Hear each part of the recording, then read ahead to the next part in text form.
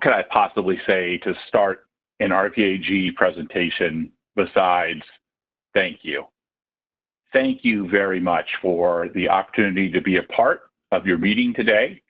And thank you even more for the partnership that exists between RPAG and Putnam. Obviously, that partnership is extremely strong through our participation in the RPAG Large Cap Value Trust, but there's so many other ways that it's a great partnership as well. And for those of us on the DCIO side of the business, it certainly is always refreshing when we're speaking with someone who subscribes to RPAG, because we know your commitment to the retirement plan side of the business as soon as we know that you are a subscriber. And you know, one other thing that we certainly should thank you for is just thank you for how you've guided your clients, whether on the retirement plan side or the wealth management side, but thank you for how you've guided your clients during this difficult time. We have no doubt that you have made many sacrifices, maybe even in some cases to your own health, in order to be there for your clients and steer them through to whatever our new normal may eventually look like. And we bet that at some times you've even put yourself and your own health aside along the way. So we do hope that this message today finds you and your family safe and sound. So to tee up our discussion, I'd like to suggest to you, based on some research from Harvard Business Review, that email is broken. According to HBR, 28% in America of the average workday is spent reading and answering email. About 2.6 hours per day are spent by the average one of us dealing with an average of 120 messages per day. And at the same time, if we're looking for evidence that not only via email, but via other sources, digital is a big part of our lives and here to stay. Did you know that LinkedIn, according to research, has 260 million monthly users, and of those 260 million across the world, 40% log in on a daily basis. And also of those 260 million, 25% are based in the United States.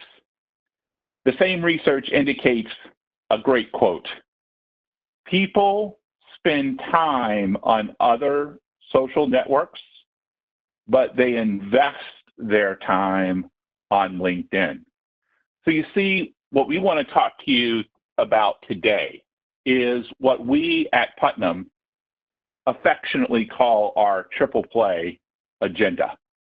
We want to talk to you about prospecting via our access to Plan Pro. We want to talk to you about networking via LinkedIn and, of course, LinkedIn optimization. But then we want to give you resources to take into your meetings in the area of plan design consulting, and in this case, specifically related to our Plan Visualizer resource. So let us definitely say that when it comes to prospecting, it really does not matter where you get a list from. If you're a fan of Brightscope or Judy Diamond or Larkspur, that's great. In our case, we've recently been able to develop a relationship with the folks at Plan Professional, affectionately called Plan Pro. And the power of Plan Pro is that you can use Plan Pro in an effort to identify new prospects, and their database has over 800,000 qualified retirement plans. And it gives you simple data that you can easily sort in order to look for opportunities. The search criteria in the Plan Pro database is terrific. The most popular searches are arguably by looking at a particular geographic location, maybe such as your office zip code, and then a certain mile radius around your office zip code. But as you can see here on the bottom of the screen, you also can identify different red flags that the database brings up. You have the ability to identify different plan types if you're looking for a specific type. And you also have the ability to ask us to sort by industry types. The bottom line is, it's amazing, maybe even versus just 3 to 5 years ago, how powerful the search criteria is and how much you can narrow things down. You can even go a little bit deeper and you can search by asset size with some very, very specific criteria. And you have the ability as well to look by provider. For example, if there's certain things going on with a particular provider that you think makes it helpful to isolate their plans in your geographic area, Plan Pro can help you do that. And how does the resource get its data, we are often asked? Well, as you know, for years, there's been public access to Form 5500 data filing, particularly for those that use the long form. It gets that much deeper, of course. But what is less well known is just the role that algorithms are now playing in all of these databases. Algorithms, whether you want to consider it to be artificial intelligence, or if you just want to consider it to be specific things that are written to search specific databases, it's pretty amazing now how these organizations like Plan Pro and the other ones that I mentioned have the ability to intersect what is available from the 5500 data with other resources of information such as LinkedIn profiles, email databases, and things like that, as well as public websites of the companies that appear on a list. And then what the intelligence from a resource like Plan Pro can do is give back to you a list that not only contains the standard company name information, but it also has the ability to find who are the key decision makers at that particular company, not only their name, but also their email addresses and a link to their LinkedIn profile so that potentially you could try to connect straight from there. It also flags the appropriate titles of these people so that you know who you may want to target. The other opportunity that you have is once you have a list, if you're able to identify either right away or after a LinkedIn search that we'll talk about in just a minute or two, if you're able to identify a plan that jumps off the list as a key prospect, you then can ask for a summary report on one specific plan at a time. And that summary report, which we affectionately call a deep dive report, will go into a whole lot of detail about that specific plan. It'll include things like the 5500, the audit, but also it will include algorithmic data from Plan Pro that gives you the Plan Pro opinion as to where they think the plan may have some weaknesses. Now, what's interesting about this is we've had several users of our Plan Pro resource report to us that if you're after a prospect in a serious way, even if you found them via another database, it might be good to put the Plan Pro deep dive report next to a deep dive report from another database because they're using different proprietary algorithms, and therefore what you might end up seeing is different opinions about weaknesses for the plan. In other words, one report might have a weakness that the other report doesn't point out, and vice versa. So the more serious the prospecting opportunity is, the more it benefits you to get more than one source of information when it comes to the deep dive report to prepare for your engagement. So to summarize what's available today, we would simply say now's the time to prospect smarter, not harder. Probably before the pandemic, but certainly in the pandemic. You have less time than ever, so let's be as efficient as possible. Realize how all these databases have grown beyond being just a 5500 database. And now they have regularly refreshed data, not to mention the ability to have this algorithm approach to help make the data that much more useful. You can develop very customized lead lists, and then from the lead lists, you can mine the report for specific introductions. So we've now covered our first section about prospecting. And if you think about getting that list, again, I just can't emphasize enough, it doesn't matter where the list comes from, but any list is worthless if it just sits in your email or in your list folder on your email files. You've got to be able to work the list. And in this case, we would say to you that LinkedIn is going to help you work the list. And let me put things in perspective here.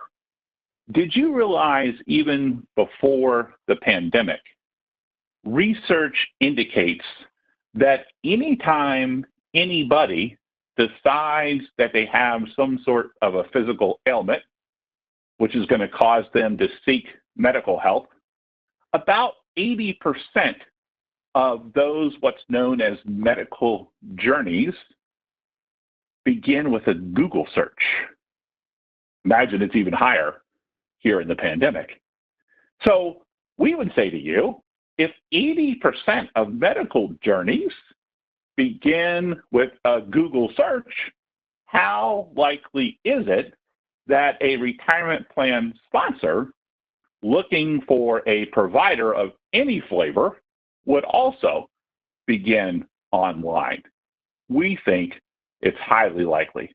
So what we want to do is not only talk to you about making sure that your LinkedIn profile is ready for prime time, we also want to make sure that you know how to pull the right information out of LinkedIn to utilize it the best. Now, I'm not going to spend much time, if any, today talking about putting information in to LinkedIn. That has all sorts of rules attached to it according to your broker-dealer, and that's a whole different conversation that we can have offline or you can have with your Putnam DC investment specialist. But for today, we'll talk about pulling information out of LinkedIn in order to monetize it. First things first, you got to make sure your profile is ready to go when people find it via Google search. And we submit to you, there's 5 things that you can do after this discussion, after your meeting is over, in order to get your profile ready. Number 1, double check your LinkedIn picture. It is far and away the most recognized part of people's looking at your LinkedIn profile. And what you generally want to double check is my picture current? So a couple things to think about. Number 1 is, have you refreshed that picture in the last 3 years? Has your appearance changed a lot during COVID? As you know, it's been popular for people to have, on the men's side, pandemic beards. And if you have a pandemic beard and you plan to keep it, but your LinkedIn picture doesn't reflect the beard, you probably want to update your picture. And ladies, maybe prior to the pandemic, you were always thinking, man, I wish I could take the time to change my hairstyle, and you finally decided to do it, and maybe it's a dramatic change. Well, that's a great time to update your picture as well, because what you don't want is any prospect to look at you for the first time, because they will look at your picture before a first meeting, whether it's online or in person, and you don't want them to think, good golly, that person does not look anything like their picture. Not a good way to start. Number 2, if your firm allows it, you want to make sure the headline, which is the section right underneath your name, is as descriptive as possible. Notice for our fictional advisor, it says he's a financial advisor with over 20 years of industry experience. What might your headline say if your firm allows it? It might say something like retirement plan specialist with 20 years experience, something to that effect, retirement plan consultant, whatever phraseology you're allowed to use. Try to be descriptive in section 2 instead of having just a plain old boring title, which is the one that's on your business card. Now, for certain firms, including Putnam, we have to be pretty tight there. And so you'll notice on my profile, my headline does pretty much match what's on my business card. In section 3, education and location, big thing with education, this is not the area for creative writing. So if you're still 3 hours away from that MBA that you got sidetracked from finishing, do not put in your education section that you have your MBA from XYZ school. Those things are too easy to check in today's digital world, and that sure would be a bad reason for someone to begin to distrust you because you made a little bit of an error in how you listed either your education or maybe some sort of certification that you have, which has recently expired because you didn't keep up with CE, for example. Section 4, your summary, is so important. I'm going to come back to it. And then Section 5, did you know that when LinkedIn set up your original profile, they did so with a profile that includes a web address that includes your name, but unfortunately also includes a bunch of random characters. You have the right to go in and edit that web address to make sure you get rid of those random characters and save a web address for your profile that is as close as possible to your actual name. And the reason that you want to do that, I'll come back and skip ahead here for a second, is that it will change where you show up in Google rankings if you fix your web address for your LinkedIn profile to get rid of those random characters. Literally, when I updated my web address, I went from page 3 of a search for my profile, search for my name, my LinkedIn profile jumped all the way to page 1. So you can control where your profile shows up in search engine results by making that simple edit, and LinkedIn will actually give you a template to do it. Now, back to the summary. Along with your picture, the summary is a crucial part of your LinkedIn profile. What you don't want it to be is stiff, and you also don't want it to be very formal. You want it to be almost as if you're having a conversation with the prospect, because truly they're going to use this summary section as a little bit of a way to get to know you and kind of figure out your personality and get a flavor for you, so to speak. So therefore, what you want to do is make sure you write in first person. So you wouldn't write, in my case, Mr. Dullahan has been in the financial services industry for nearly 30 years. Prior to the financial services, Mr. Dullahan, blah, blah, blah, blah, blah. That's just too stiff. It's too formal. It sounds like I'm getting ready to be introduced for some sort of a keynote speech or something like that. That's not what you want. Instead, as you see with our fictional advisor here, he writes our team in that first sentence there. And notice the second sentence. He writes, we believe. And in the third sentence, we aim, so on and so forth. So though it may be awkward to write in first person, if your firm allows it, it is definitely a best practice. And one other thing, which is crucial, believe it or not, when people search maybe retirement plan advisor in, you pick the city, Austin, Texas, let's just say hypothetically, retirement plan advisor, retirement plan consultant, 401k consultant, whatever the search is in Austin, Texas, believe it or not, the search engines actually read through LinkedIn profiles in Austin, Texas to figure out which one matches the search criteria the closest. And that's why it's always a good idea to refresh your summary maybe once a year or so, and to make sure prominent phrases that are used and change from time to time in the retirement industry are included. So for example, if your summary currently doesn't use the word financial wellness or the phrase financial wellness, well, why not? It certainly should. It's such a popular phrase pre-pandemic, much less post-pandemic. Such a popular phrase to include. You need to have financial wellness in your profile. Or maybe you would say something, if this is your business, that you provide IRA rollover analysis or 401k distribution analysis, whatever you think the correct phraseology is there. Or if maybe you're working with some folks that are working in the industry, there's several firms now doing this who are not only working on financial wellness, but they're working on in-plan guaranteed income. You find the right way to phrase that as well. The nice thing is, search engines, whichever you prefer, whether it's Google or something like that, if you put in a phrase such as financial wellness, it will show you the other phrases that are popular so you can try to figure out which phrase you want to include in your summary. But the more descriptive you are in your summary of the services that you truly offer as part of your practice, the better. Okay, sorry to hype up on that one, but that summary is a big, big deal, and we already covered this Google ranking. So let's now talk about bread and butter way to monetize your use of LinkedIn. It's called company search. I think we all know in the upper left-hand corner here with the magnifying glass search window, I think we all know how to search for individuals.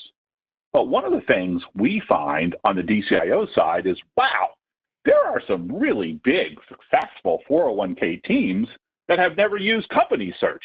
A lot of it is because the retirement advisor has been around so long, he or she had a lot of plans before LinkedIn even was popular, so they just sort of kept on doing the same thing. But did you know that you now have the ability to search any company that you want to, maybe from one of the lists we were talking about earlier, and try to look for the company's LinkedIn page? In this case, we're searching a company near me down here in Virginia. This company is called Carter Machinery. We want to see what we can find out about Carter Machinery. So when we click on that particular company, we come up with Carter Machinery. This is their LinkedIn landing page. And what is so powerful is over on the right-hand side, there is available for every company's LinkedIn landing page a one-click list of everybody at that company who uses LinkedIn. As long as there's literally 2 or more people who have identified themselves with the same company on LinkedIn, it'll have a landing page that may not quite be this fancy. Some people put some work into this one, but nonetheless, it will at least have a landing page if there's 2 or more. And so if you were to click on that particular list, what you come up with is, hey, there's 443 people at Carter Machinery who use LinkedIn. Now, the problem is a list of 443 is too many to try to look at. So you can just jump up top to the connections button. And basically you're saying to LinkedIn, you know, instead of seeing all those people, I would prefer to see those that I have a direct first connection with or an indirect second connection with. And then you would hit the apply button and you would get to this screen where all of a sudden our original list of 443 is narrowed down to 4. And so as you're able to narrow down your list from everybody at the company who uses LinkedIn to just people you have a connection with, what you can see here is underneath the name of each person, it literally will give you a one-click link to who is the person that is your shared connection and could therefore serve as a source of introduction. So think about it. You have a list of companies. You search the most interesting companies one at a time, and you now can get down from everybody at the company who uses LinkedIn to a list of people at the company who use LinkedIn that you share connections with. And as you look at this particular list, you might find someone on the list who has a job title which indicates to you that they're a 401k decision maker or at least pretty close to being connected to one. And then what you could do when you find that right job title is look underneath, okay, who is my source of introduction? And just think to yourself, do I know the source of introduction person well enough to ask them for an introduction to the person that you want to meet? So think about this as compared to cold calling. You literally have the ability through proper LinkedIn company search to ask yourself, well, gee, who do I want to meet and who knows the person that I want to meet? Who do I know that knows that person? In other words, how cool is that from a search perspective? Now, one of the ways that you can boost your ability to have these type of meaningful connections is on a daily basis. Make sure you do check your LinkedIn notifications. And what this section will do is as you continue to build more and more first connections through regular LinkedIn search, through the company search that I showed you, it'll keep you posted on what's going on with these individuals. Now, sure, there's some frivolous stuff like birthdays, and you got to think, do I know that person well enough to even wish them a happy birthday? That's fine. That's a legit question. But there's also job changes in this section, which are very, very important.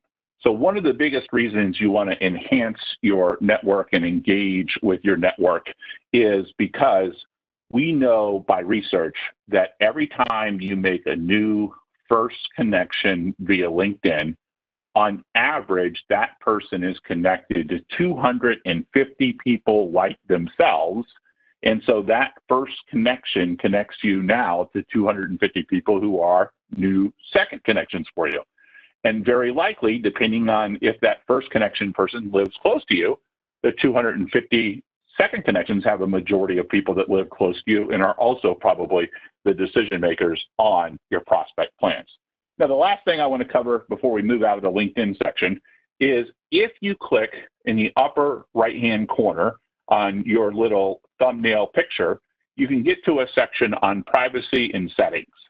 And in this section, what you have the ability to do is to double check that your privacy settings are correct in LinkedIn.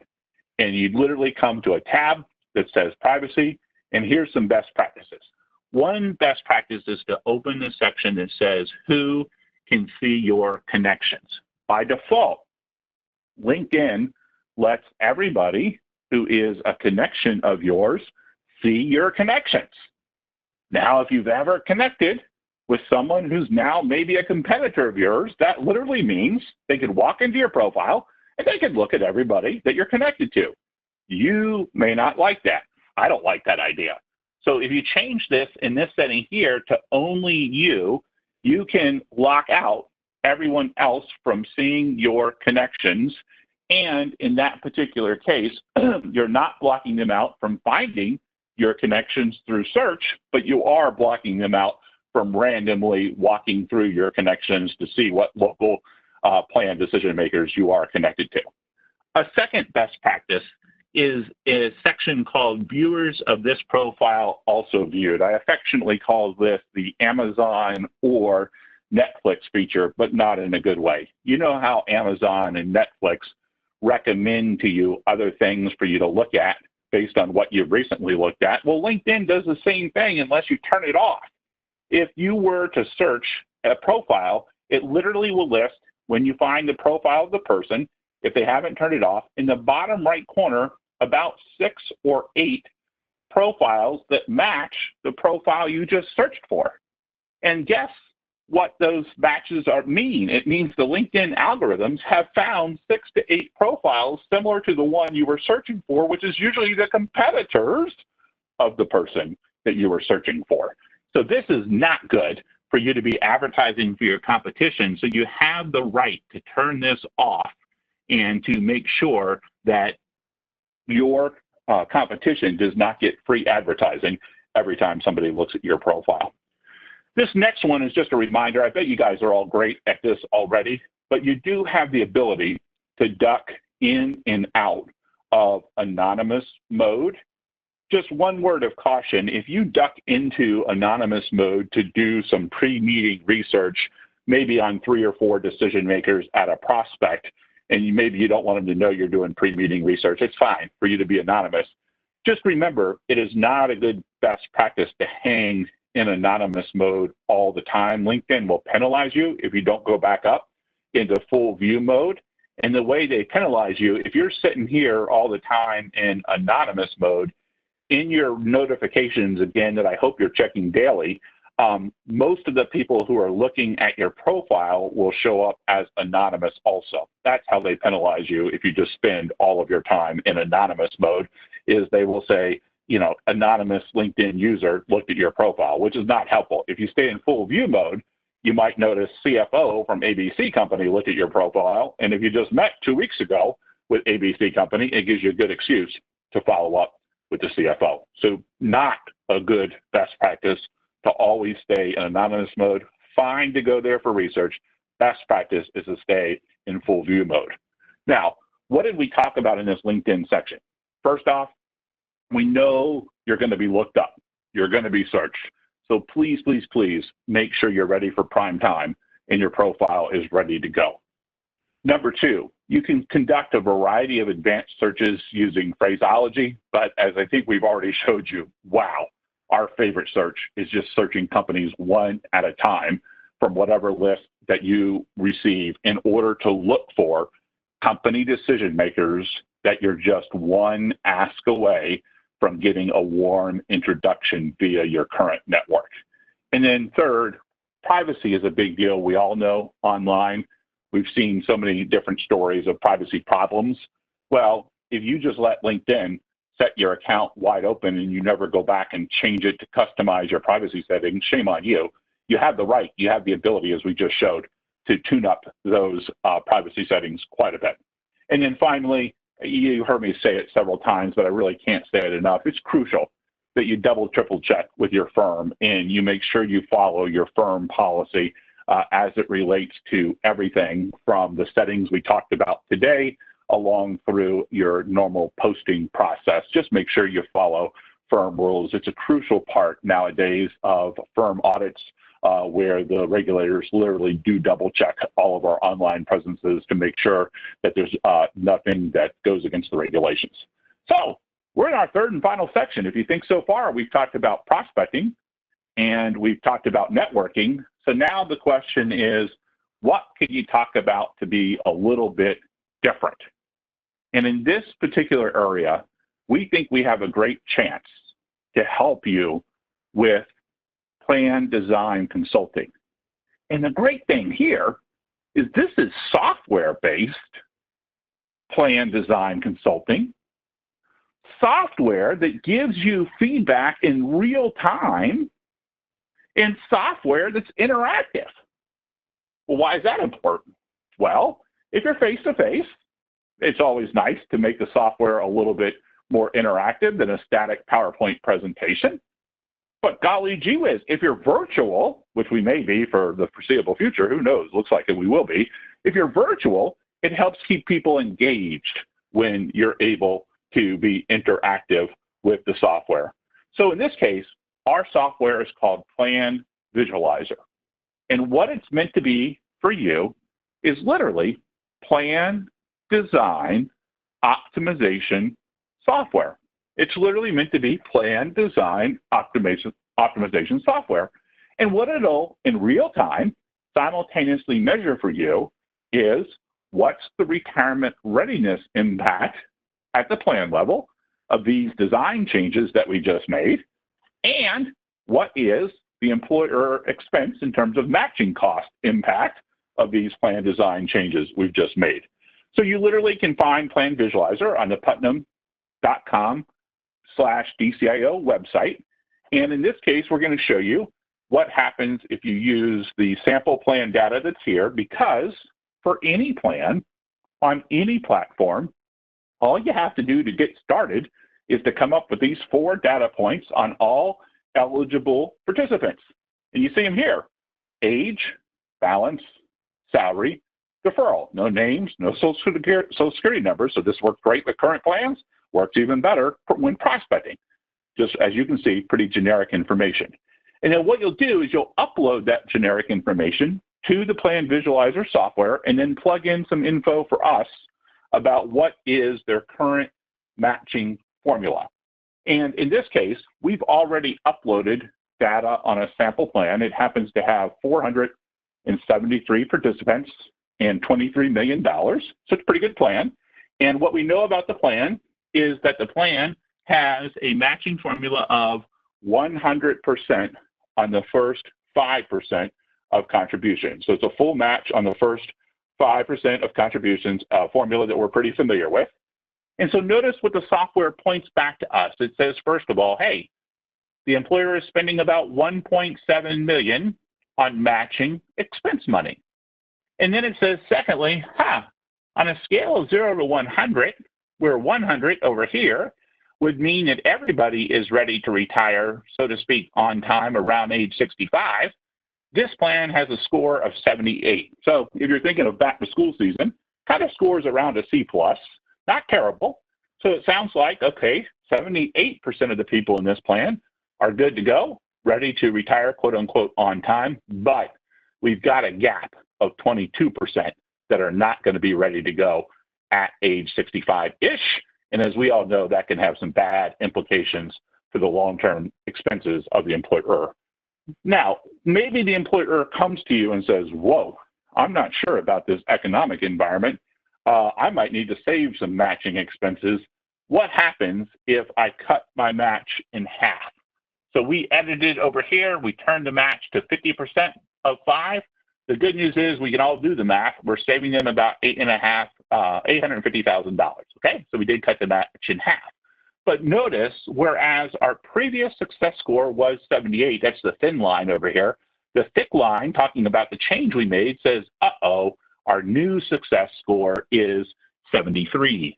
So that's a difference of 5%. 5% multiplied by the 473 employees means, we've got about 23 more employees that have fallen in the shortness gap here who are not potentially going to be able to retire on time. So we could say to the employer, hey, if you've got to save that $850,000 to pay the rent or to keep people on payroll, we totally understand.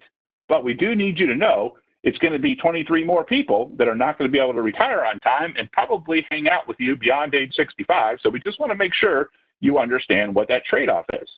But then you notice from a consultative standpoint, these guys are not yet using auto enrollment and they're not yet using auto increase.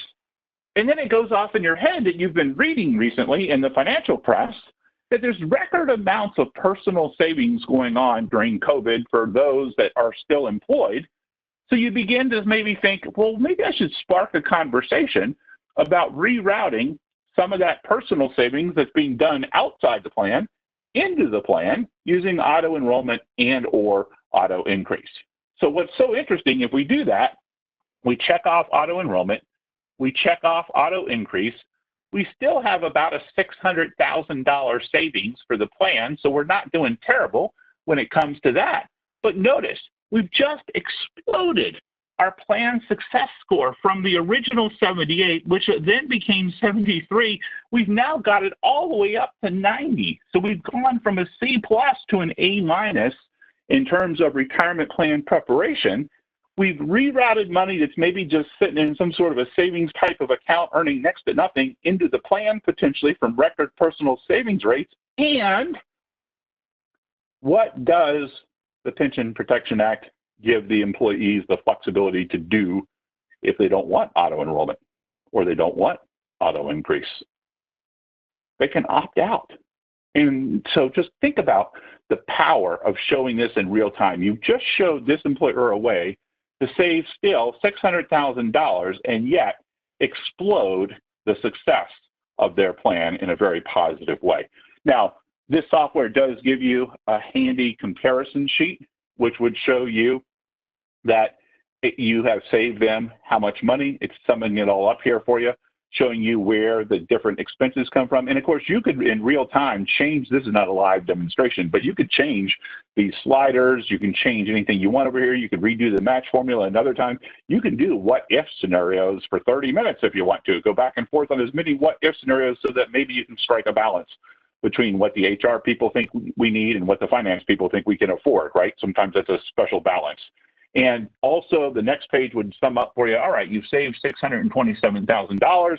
You've gone from a 78 success score to a 90. So the neat thing is real-time information. You can even click the PDF button up here and you can turn it into a handy report. And that handy report will basically have the cover page. It'll have the summary page of the lifetime income score. This is not the same data we were just using, just an example for you. But it'll have the cover page. It'll have the summary of the income replacement success score that we were using on the old and new plan. It'll have that money page, right, which shows you the old and new plan money data. And it'll have a bunch of other charts that you can show if you really want to get into the nitty gritty. So it's time to tie everything together. You think about the old phrase, good marketing phrase, been invented for, I think, more than a decade. What's in your wallet? Happens to have been invented actually by a Virginia company. Living in Virginia, I don't know Jennifer Garner. You might recognize her from that phrase. She actually is from West Virginia nearby, though. But I would ask, similarly to what's in your wallet, what is in your virtual marketing plan? Do you have resources as powerful as Plan Pro?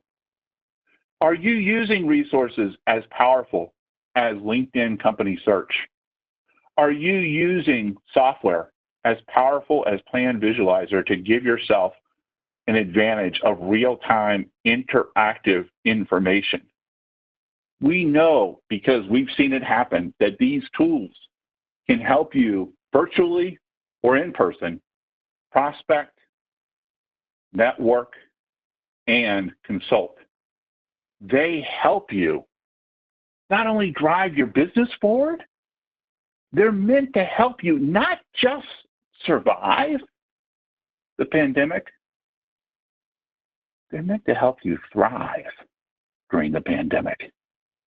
We want to help you thrive during this time, and we at Putnam have for you a whole team of defined contribution investment specialists who cover you externally and nowadays virtually, of course. And we have business partners, which are our defined contribution internal investment specialists. So you've got all sorts of people who want to partner with you at Putnam to help you through this time. We want you to lean on the more than 80-year-old existence and history of our organization in order for us to help you again, not just survive, but to thrive. I got to stop where I started, which is by saying thank you. Sincerest thanks for including me in today's meeting. Sincerest thanks for the partnership between the RPAG subscribers and Putnam, and sincerest thanks for your effort as soon as possible to work with us to help you get through to our new normal. Thank you so much for your time today, and I hope you have a great rest of your meeting. Hello. Thank you all for joining us today and for giving PIMCO the opportunity to speak at this year's, well, let's just say unconventional and unprecedented virtual RPAG National Conference.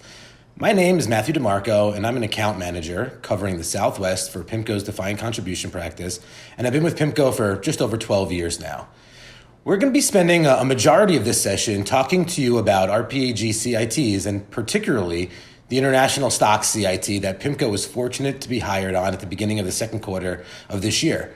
I'm lucky to have two guests from NFP and RPAG joining us today to offer up their unique perspective, starting first with Kyle Olson and his home office perspective on what ultimately led to the decision to hire PIMCO as the new manager of the International Stock CIT. Kyle's going to be followed by NFP consultant Jared Benson to offer some insight into his client experience, especially during this volatile and whipsaw year that we're facing in 2020. And then I'm going to turn it over and end by going over to PIMCO's National Retirement Sales Manager, Jamie Bentley, and PIMCO Product Specialist, Raji Manasseh, to highlight the three pillars of PIMCO and the RPAG International Stock CIT's value proposition. Kyle, thank you for joining us today and for taking the time out of your busy schedule.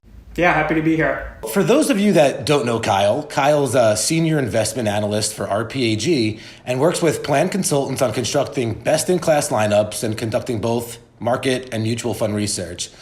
Kyle is also a member of both FlexPath's investment committee as well as NFP Retirement's investment committee, where all quantitative and qualitative aspects of the investment due diligence process are vetted and then discussed when providing manager recommendations at both the firm level for RPAG and NFP's entire client base. So, Kyle, thank you again for joining us. And I know you've been at RPAG and NFP for a little over 9 years now, but maybe for some of those newer RPAG members, can you just spend a few minutes and walk us through your role in RPAG's investment committee? Sure. Thanks, Matt. So within our FlexPath investment committee, it really is, if you see the committee chart, and we have a handful of us, but it really is a team approach. So while each one of us has a particular asset class from a main coverage standpoint, we all spend a lot of time looking at all of the different managers underneath the hood within FlexPath and within our single manager CITs. On the back end, starting with RPAG at the very bottom of the analyst level, we still have access to the total portfolio modeling, due diligence analysis, looking at, from a portfolio standpoint, whether or not funds make a right fit within FlexPath, and then also from the single manager standpoint, it is what you mentioned. It's that constant, the evergreen process of investment manager research, figuring out who are the best managers to slot in particular asset classes and also in particular models. Well, no, that's really informative. Thanks, Kyle. And obviously, this has been a whipsaw of a year in terms of financial markets. So, from your home office or the investment committee perspective, just what are some of the most important concerns facing a majority of the clients or the other advisors in the RPAG network that you're seeing so far here in 2020? And as we get into the latter half of 2020, what are you thinking about beyond 2020 as well? I think there's certainly a lot of concerns in 2020, and I feel like just from an investment committee and research standpoint, our concerns are pretty de minimis with the much larger concerns with our society. But one thing that we have been noticing within the investment committee standpoint is the dramatic outperformance of growth versus value. But just talking broadly about how much growth is outperforming value, not only here in the U.S. domestically, but globally. And so that's probably the biggest concern for us. Looking at that strong performance driving the markets, affecting the different active managers that we use, even within value, you can fine tune and have different active risks compared to that value index, and that's part of the research that we're doing. So we do acknowledge that it is being challenged as an overall asset class, and so that's probably the biggest concern for us. And really anyone who has dramatic predictions about what's going to happen next year, that's very tough to predict. But I think one thing that you can predict is to stay in the market and continue to invest based on your policies. Well, thinking about, as you mentioned, value, as most of us are aware, the PIMCO RAE or National Value Strategy took over management of the NFP International Stock CIT back in April. And obviously, PIMCO RAE International has a value tilt to it. So when thinking about that, what were some of the factors that ultimately led to the decision to look for another manager for the International Stock CIT? Yeah, so we were very happy with Franklin Templeton. I feel weird saying this to the new manager in the International Large Value bucket. We were very happy with the tenure and the track record that was put up. Our investment committee, when we look at any fund for any placement, it really starts out at the top by screening the investment universe. The scorecard does a lot of that heavy lifting for us, but we do a lot of research in terms of manager due diligence. Probably not now having in-person visits and on-site visits, but we do that in normal circumstances. But what led us to move away from Franklin Templeton was they did have some portfolio turnover. We found out in June of last year that the lead portfolio manager was leaving. The strategy's actually run out of the Bahamas, and the portfolio manager wanted to be closer to his family back in the United States. And so he departed the strategy, and then we found out soon after that two more senior people were leaving. And so the Franklin Templeton strategy was a very active stock pickers fund. And when you have roughly 60% turnover at the management level, that gave us great cause for concern to look at some potential alternatives out there. Yeah, no, thanks, Kyle. That was insightful. And I know I was a part of the lengthy and in-depth process that you all went through when determining who you were looking for in a new international value equity manager. But can you just walk us through the process from your perspective, being on the investment committee, of what you guys went through when determining ultimately what you were looking for in a new international value equity manager? Sure. So in a similar capacity to how some portfolio managers look at what stocks to invest in, they have a sort of like a funnel where you have your investable universe to choose from, and then you eliminate and go from there. So we do rely on the scorecard for just the initial legwork. But once we get in, there's a lot of back and forth. I know that one of the biggest things for us, specifically within FlexPath, is that we wanted a more style pure fund. The Franklin Templeton strategy was, in a relative sense, a little bit more deeper value than the value index itself. And especially with some of the themes that have persisted over the past 5 years, we wanted a little bit more style purity. So, one of the things that really stuck out to us in the process was that the benchmark for the International Value Fund is the MSCI EAFE Value benchmark. And I think, we have the statistic that we show clients that over 90% of active international managers benchmark to a broad, whether it's the blend benchmark, whether it's the MSCI EAFE index or the MSCI ACWI ex-US index, that's sort of the way the industry shook out with how plans are designed. But from an investment standpoint, when we want to evaluate manager skill, it's important to have that alignment of the benchmark and what we're using within the scorecard. No, thanks, Kyle. And I know we were up against a number of different competitors, and I know I saw most recently at the Spring Summit a few charts kind of highlighting what ultimately led to the decision to hire PIMCO, and specifically PIMCO RAE International for the International Stock CIT. Can you just walk us through what ultimately led to the decision to hire PIMCO and PIMCO RAE International? Sure. So when we look at the scorecard, it's not just you immediately want to look for a fund that scores a 10, even though when you look at the scorecard here, it is a 10 with solid peer group rankings as well. Another thing too is our scorecard looks at a manager in a 5-year window, but of course with the FlexPath and the RPAG investment teams, we look beyond that. So you see a tremendous amount of consistency here. So it kind of checked all of those boxes. Looking at the international fund within the confines of FlexPath, it did enhance the risk return profile and looking at analytics. At a standalone basis, we were able to lower the overall fee from, I believe, 39.6 to 30. I think it was a 36.5, but we call it 0.37 as an expense ratio. So we were able to find a better fit from a portfolio standpoint. Thank you, Kyle. And I know, we're really excited, and we've been talking to RPAG members about the strategy. And, we've been live now for a little over a quarter now. And just the last question I have for you, before I turn it over to Jared, is, can you just spend a few minutes on what the investment committee is doing, between yourself, Jessica Espinoza, who I know covers international equities, and the other members of the investment committee, what you're doing on either a monthly or quarterly basis to monitor the strategy? Sure. So we are having quarterly calls with the team. I think that's pretty standard for any fund that is part of our single manager CIT suite or within FlexPath. We also, I think one of the key questions that I like and that we tend to use on the qualitative due diligence side is what environments you expect to outperform and subsequently underperform. And so we try to marry that up with what's been going on. If there's something that's contrary to our expectations, we want to drill a little deep on that. And so Jessica does a lot of the legwork on a quarterly basis.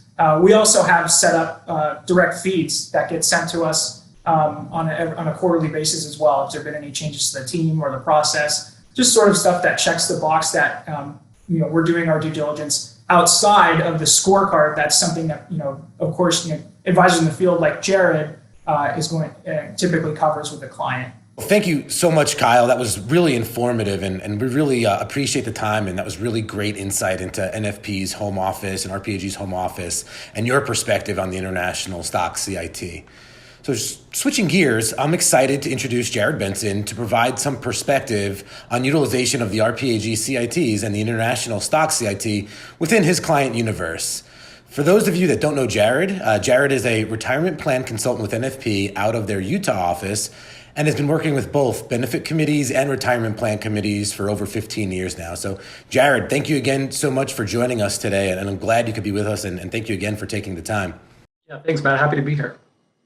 Perfect. Well, I know I posed this question a little earlier to kick it off with Kyle, but I'm going to pose the question to you as well, because this has been an interesting year to say the least. So, just given all that has taken place so far this year, with stock markets plummeting to near record lows to where we are today, what have been some of the most important concerns facing the majority of your clients, in 2020, and then as we look to 2021 and beyond? What are some of the conversations and really concerns that you've been having with your clients? Yeah, I think like Kyle, most of our clients' concerns are extend far beyond the investment arena. In fact, we've got a lot of clients right now who are struggling with trying to figure out how they're going to pay their employees, but many who have considered suspending their match or changing their match contributions, and a couple that actually have gone through and suspended their match contributions for the year, just in light of everything that's going on.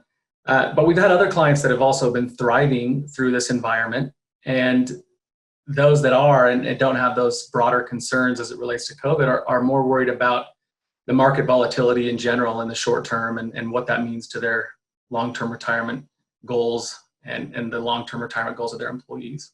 That makes a lot of sense, Jared. And I think about when you think about kind of the two different camps that your client base is in, some of them are struggling to keep the lights on and some are thriving. You know, that speaks directly just and almost synonymous with the volatility that we're experiencing this year. So, you know, how are you talking about the current volatility in ways that you can help, you know, your plan sponsors and clients in these challenging times? Yeah, I think one of the more important roles we have had to play this year, or that we play in general as advisors, is helping clients understand the broader implications of short-term decisions or decisions made in the immediate term to try to solve an immediate problem, and the trickle-down effect that might have, or that might cause to their plan or to their long-term objectives. And so, number one, first and foremost, making sure that we help our clients maintain that long-term focus, that long-term objective. But also that volatility creates opportunity. And especially as Kyle referred to the disparity between value and growth right now, and how values underperform their growth counterparts quite significantly, that true investors welcome that volatility. And those wild fluctuations in the market means that there might be irrationally low prices with solid businesses. And the importance of kind of understanding that this market creates opportunity, and that having good, solid, active management that is able to take advantage of those displacements in prices in the marketplace will lead to stronger outperformance in the future. No, thanks so much, Jared. And I know you alluded to some of the disparities between, you know, value and growth, you know, not only this year, but just in recent times. You know, when you're talking to some of your plan sponsors and your clients, are there particular investments that have come up in quarterly meetings of particular interest to your clients? Or is this conversation regarding around, you know, value and growth, is this been kind of a particular highlight? Or are there other areas of the market and investment kind of universe that have been resonating well or been of particular interest to some of your clients? Well, yeah, there have been a couple of investments in particular that have been a topic of conversation, but I think that growth, value, disparity, or dynamic has forced us to have a conversation about kind of bring back that active passive debate again. And it's really an opportunity, I think, for us to highlight opportunities that are available in the active management space across equities and fixed income across the board. But that brings up fixed income too. Fixed income has been an interesting story this year. And so we've been forced to kind of have that conversation with plan sponsors on more broadly on the fixed income markets and credit versus treasuries, and how that has played out so far year to date, and what we expect to see in the long term as it relates to fixed income. And then obviously the manager change from Franklin Templeton to PIMCO Ray on the International Equity CIT has provided us an opportunity to highlight those differentiators again and bring the conversation back to our investment expertise. And so this gave us an opportunity to highlight that we've got now a CIT that's sub-advised by PIMCO there, and allows us to reduce fees for them. And then also where we've kind of held off on introducing a CIT in the international equity asset class category, due to maybe some lower scores, it's given us the opportunity to bring the conversation back up again. So that has helped. I think, you know, coming from PIMCO, a large, fixed income shop, I think we can echo, and we've, received a lot of the same sentiments on the investment side. But, just switching gears for a second and kind of going back to some of your opening comments about, the investments taking somewhat of a backseat, especially to almost, that one subset of group of your client base that are, struggling to keep the lights on. And I know, NFP and RPAG have a plethora of services at your disposal to offer to your plan sponsors and your clients. What are some of the services that are offered by RPAG that you're discussing with your plan sponsors, and really what's been seeming to resonate well with your clients? Well, one of those services is actually not necessarily investment related, but we've gotten a ton of traction this year out of the WellSense program, our employee engagement program. There's just so many participants that are uneasy with what they're hearing in the news or seeing happening all around them, and if they've checked their 401k account balances, there's sometimes cause for concern. And they're also confused about the apparent disconnect between the stock market as of late and the economy in general. and their feelings about the economy in general. And so we've had a lot of traction with our kind of proactive financial wellness focus with WellSense that can help set people's mind at ease about not only their long-term finances, but making ends meet in this environment that we're in as well. And I think plan sponsors have valued the ability or the approach that we've taken in reaching out to their employees on a proactive basis through the WellSense program to really help kind of put their mind at ease. It just helps improve productivity in the workplace, for example, or helps limit absenteeism. And there's just a lot of traction that we're able to get in this environment out of that WellSense program. That's probably been the biggest. Absolutely. I know I've heard a lot about WellSense in years past at these national conferences, and I'm sure we'll be talking about them or already have been spoken about them at this conference. And thinking about the RPAG toolkit, I know, part of this RPAG toolkit and one of the bigger value propositions within RPAG includes the CITs.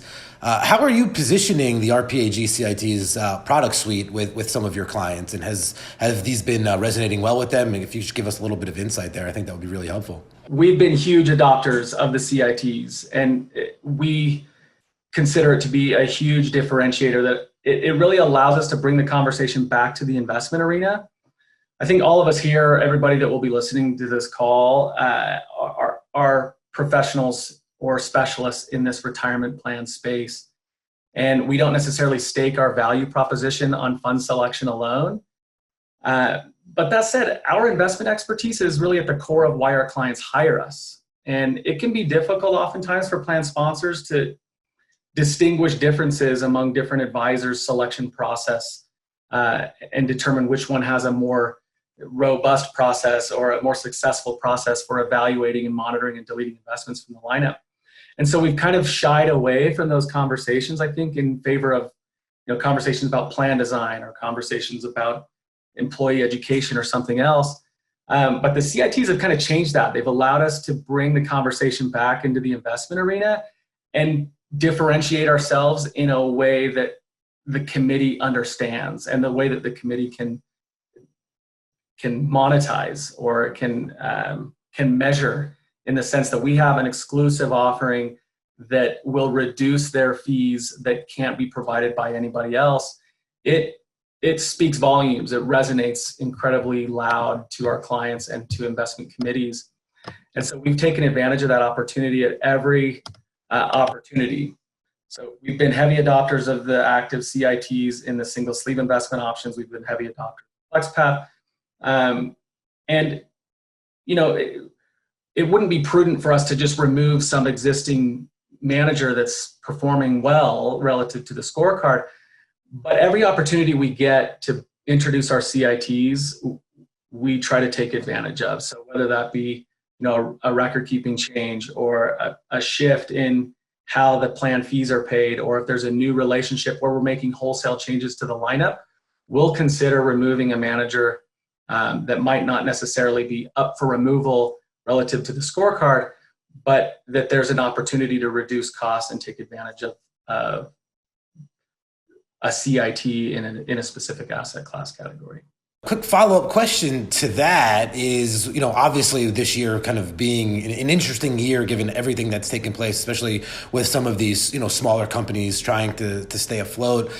With some of those conversations that you've had with plan sponsors, is this value proposition of extended cost savings via the CIT vehicles, does that seem to be resonating particularly well this year compared to in years past? Or has that conversation been just as well received now than it has been in prior years from your experience? I don't know, Matt. I honestly feel like as much as we try to steer the conversation away from fees, it's the conversation that still speaks the loudest, I think, with investment committees. And today is no different than it is in years past. And maybe it is that there's more sensitivity to fees at this point in time, and we can use that as an opportunity to introduce something that might help reduce costs overall.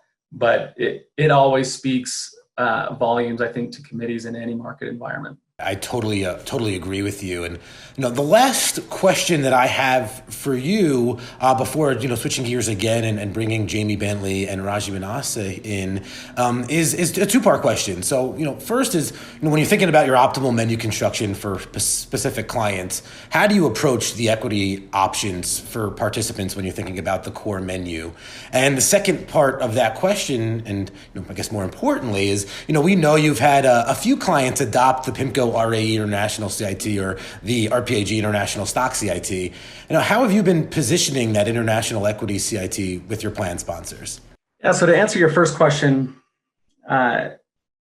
we spend a majority of the time when we are evaluating investment menus or creating investment menus on the equity side of the equation. Just that there's obviously opportunities to diversify are broader, and we have had we have introduced or utilized passive management with a lot of our clients in a lot of very specific asset class categories as a way to not only reduce fees, but also as a way to maybe take advantage of some opportunities that may have existed over the last decade. We have kind of had a shift toward maybe paring a menu down, making it smaller. And that trend has been pretty consistent over the last decade, I think, with most advisors. But more recently, we've started to introduce asset classes that introduce maybe some new international asset class categories that we haven't traditionally had in the past, where we've maybe just stuck an MSCI IFA or international large cap blend fund in there and called it a day. There's opportunity that exists in the international space that we've been trying to take advantage of. I think it speaks volumes to our plan sponsor committees. Nobody likes making fund changes for reasons I think everybody here knows. It's uncomfortable. Nobody wants to do it.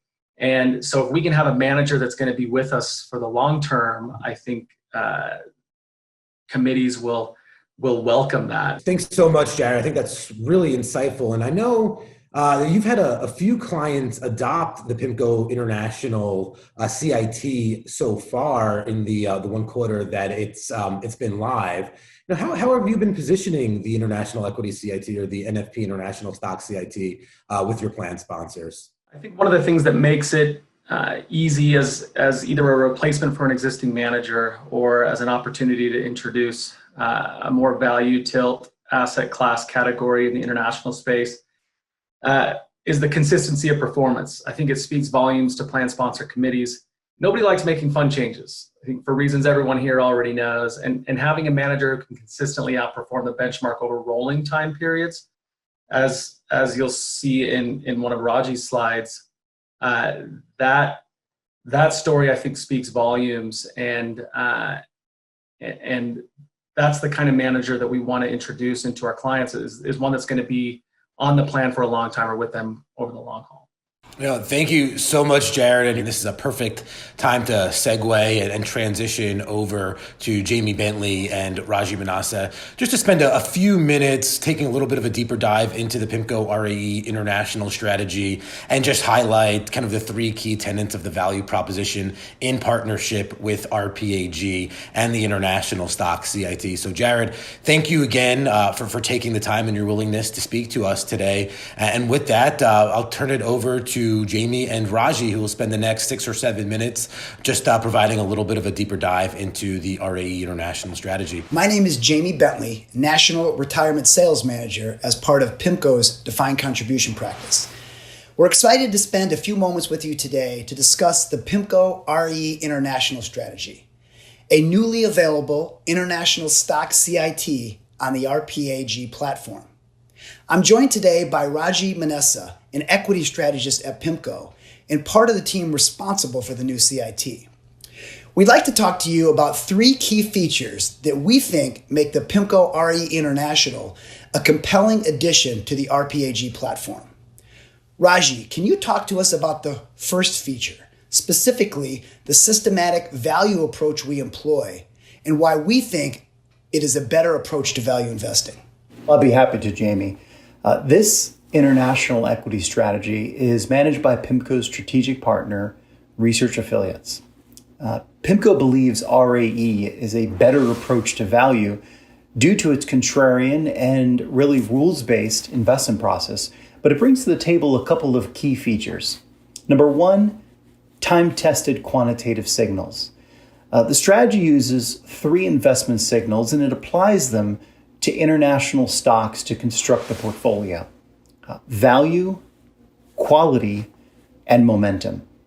Now, value is the strongest signal used because while the style will come in and out of favor over time, Research Affiliates' work shows that it is highly persistent. Now, quality and momentum signals, these serve as really important guardrails that they would be to any value investor. They help the portfolio avoid value traps or catching the proverbial falling knife. Number 2, it's an unemotional approach to investing. The RAE strategy, what it'll do is it'll weight stocks in its highly diversified portfolio according to each company's fundamentals. When stocks rise, essentially overstating the company's economic size, the rules-based process will sell. When stocks fall, understating the company's size, the strategy will buy. And it's this intuitive and contrarian approach that takes advantage of the short-term price movements in the market. And it also creates a sort of natural buy low, sell high dynamic that ensures the strategy adheres to its value orientation.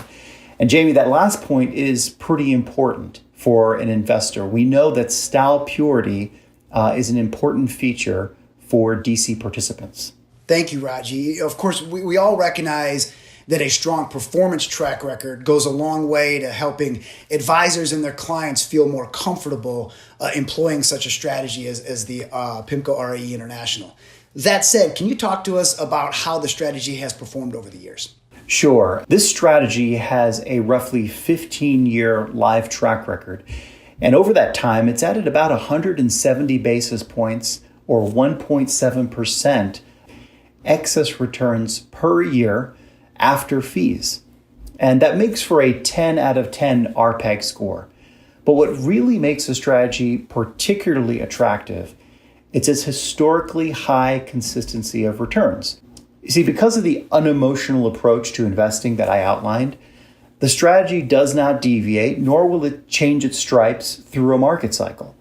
The result of this discipline is that with the benefit of time, such as a 3-year period or a 5-year period, the strategy has outperformed its benchmark 99 to 100% of those rolling periods after fees. The blue dots you see here represent periods of returns. On the left-hand side, they are 3-year periods of returns. On the right-hand side, you have every 5-year period of return since inception. A blue dot up and to the left is a period of outperformance. Consistency is particularly important for investors because it makes for a smoother ride over time. Raji, you referred to the strategy as being value-oriented. Is there reason to believe that value investing is poised to do well in the current market environment? Well, the short answer, Jamie, is yes. You see, growth and value cycles, they typically play out over multiple years. And here's another way to think about it. Value stocks, well, they always trade more cheaply than growth. It's kind of what makes them value. But that discount, it can widen or it can narrow over time. And the good news for an international equity investor today is that value is trading near its widest level on record. It's currently trading in the bottom decile of its historic valuations, and that's going back roughly 30 years. Research Affiliates has found that there's a pretty strong historical relationship between starting valuations and subsequent returns. This chart you see here, it shows historical starting valuations on the x-axis going across the slide, and the subsequent 5-year returns of value versus growth on the y-axis going up and down the slide. Each dot is a 5-year period. And that large blue dot there, well, that's where we are today on valuations. In short, Jamie, it's a pretty compelling time to be an international value equity investor. Thank you, Raji. And finally, in addition to the systematic value approach that you described and the strong performance track record, we are also pleased to communicate a third feature, and that is that RPAG advisors can access the CIT at a competitive price point thanks to a partnership between PIMCO and RPAG. Specifically, the R1 share class can be accessed at 36.6 basis points, which is nearly a 37% discount from the institutional mutual fund share class. Well, thank you so much, Jamie and Raji. Really insightful and helpful information. And thank you, everyone, for allowing PIMCO to speak to all of you today for this panel discussion. If there's any questions at all regarding the International Stock CIT or anything related to PIMCO, please reach out to your respective PIMCO account manager. Additionally, myself and Joe Lambert will be manning the virtual booth over the course of the next few days here.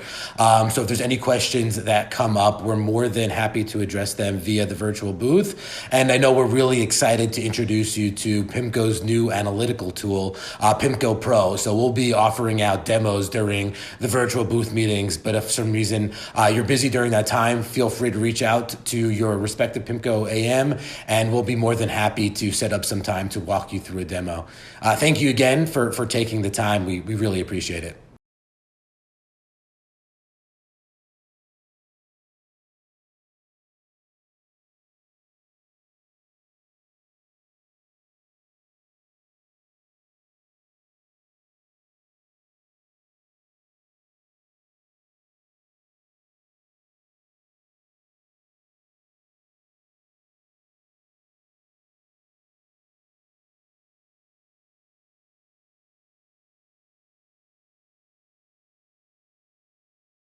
Good morning or good afternoon, depending on what time zone you're in. My name is Michael Magatamney. I'm with Prudential Retirement. I first of all want to thank Vince and the RPAG team for letting us present to all of you today. And I appreciate you joining us on the last afternoon of the conference this year, the Reimagine 2020 conference. I'm planning on providing an update on some plan design topics that might seem pretty basic for some, but critically, we believe it's truly a reboot of what has gone on in the past. Thus the title of Retirement Program Reboot. James Myers, my colleague from PGIM, will follow my section with a focus on what we're seeing as opportunities to support advisors like yourselves, support you more as you go through your prospective practices. A couple of opening remarks. As an industry, we have a responsibility to American workers. What is going on now? No one expected, and so many were unprepared. As financial practitioners, we owe it to the people we serve to make sure they are financially prepared for their futures and the dignity they deserve. From Prudential's perspective, through our 145-year plus history, we have weathered many storms: 2 world wars, Great Depression, Spanish influenza, 9/11, and a multitude of other disasters. We are built for times like this. Plan advisors like RPAG advisors now have a golden opportunity to reevaluate their plans to make sure they're set up for success and to ensure their clients' plan design is optimized to provide the best outcome to their participants. We are not necessarily thinking differently as a result of COVID, but it has highlighted the shortcomings of the current approach, and this has strengthened our resolve to help work with advisors to mutually support and prepare all of our plan sponsors and their participants. Our responsibility as an expert partner is to support RPAG to bring a solid retirement plan design to each of our mutual clients for when the next crisis occurs, which hopefully is a long time in the future. Again, this is the second major crisis in 10 years. It's likely to have far-reaching implications for savings behavior for different age groups and far-reaching implications regarding whether workers will be able to retire when they originally planned to.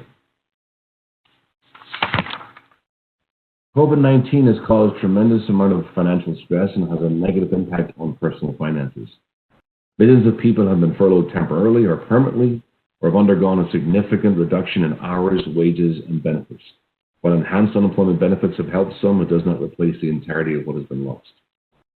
People have taken loans and lump sum distributions from their retirement plans, further compounding the degradation of their own personal financial wellness status. And retirement account values have taken a hit as the financial markets react to COVID-19. Participants have been more receptive now to engage with financial wellness tools that the industry has been developing as a whole. As an industry, we need to help these individuals get through the current crisis and help them prepare for what could well be reoccurring shocks in the future. We cannot control American workers' everyday financial habits, but we can set them on the right track. We have the capabilities that will help them set up to build the financial future they want and deserve. This has led to legislators stepping in to allow access to accumulated defined contribution balances to help meet their day-to-day needs. We also know the trade-off, which is a reduction in retirement readiness. Again, that focus on retirement readiness, not just building up accumulations as we have maybe in the past. As many of you know on this webinar, defined contribution plans were never built or set up to be as the primary retirement vehicle for U.S. workers. They were initially intended to be a supplemental savings account for most workers. The supplement was to a defined benefit plan, which was completely funded by the employer, and the decisions on when to join, how much to set aside, how to manage the investments, and creating a paycheck for life were managed by a team of experts hired by an employer, not by the individual. Only 17% of private industry workers are covered by a pension plan, according to the Bureau of Labor Statistics as of March 2018. What that leaves us is a supplemental savings account that puts all the major decisions around when to join, how much to save, how to invest, and ultimately places the burden of how to create a paycheck for life in the hands of individual workers. To be effective at helping America's workers retire with dignity, defined contribution plans are left to make the shift from being a savings account with tax benefits to becoming a real plan for the retirement years. Majority of these plans, and in turn their participants, are ill-prepared to make this shift. So for many years, a 401k was considered a savings plan, as I mentioned before, but for many individuals, this needs to be transferred into a retirement plan. For the last 20 to 30 years, the focus has appropriately been on getting individuals into the plan, saving, and being appropriately invested for their risk level. The missing link for most has been enabling individuals with a mechanism to create a paycheck that will last in and through retirement. A true retirement plan delivers a steady paycheck and needs to include an income component or a drawdown strategy. As we go through cycles like this, it begs an important question for plan sponsors and advisors. We would argue that we need to stop calling them retirement plans if they do not actually include a retirement plan for retirement. To make them retirement plans and protect them from market volatility, the plan needs to include income. What does this mean? If you retire at 65 or 67 and you have an income plan, you will continue receiving at least that amount every month for the rest of your life, no matter what kind of shock the market has. If, on the other hand, you retire with a regular 401k savings plan, it's up to you to continue to manage and invest those funds as you draw them down in retirement. The market drop can take your expected income low enough that you can no longer meet your financial obligations or needs. At a point in your life where you cannot just simply work harder or get a second job. We view it as our responsibility to work closely with RPAG advisors to ensure people understand the difference and have access to a better way to prepare for a future outside of the workforce. There are three key ingredients to an effective retirement plan. First, design matters. Automatic features and outcome-driven designs make sure that the overall program improves participants' wellness and meets their education needs. We need to leverage best practices provided through auto features, including auto-enrollment, auto-escalation, and the use of a QDIA. Second, creating a paycheck. Through income or other drawdown strategies, the plan needs to generate a meaningful paycheck that participants can count on in retirement. This is the ultimate outcome. And third, individual wellness approach, including budgeting, emergency savings, outside plan savings, etc. The plan must be designed to maximize positive participant savings behavior, which includes education and advice. In many cases, this starts well before an individual enters a retirement plan through budgeting, emergency savings, and outside plan savings. Plan sponsors now have an opportunity to reevaluate their plans to make sure they are set up for success going forward, to ensure their plan design is optimized to provide the best outcomes to their participants and ensures they are utilizing dollars allocated to benefit spend as efficiently as possible.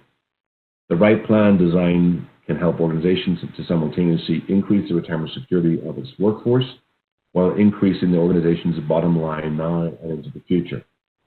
So again, auto-enroll, auto-escalation, and re-enroll. Emergency savings, making sure sudden unexpected reduction for loss of wages in addition to a lack of emergency savings cushion. In-plan income. The biggest thing that has come out of before the CARES Act was the Secure Act, which has almost been forgotten about. Made it easier for plan fiduciaries to consider implementing in-plan income solutions with added fiduciary safe harbor, which is something that was missing for many, many years.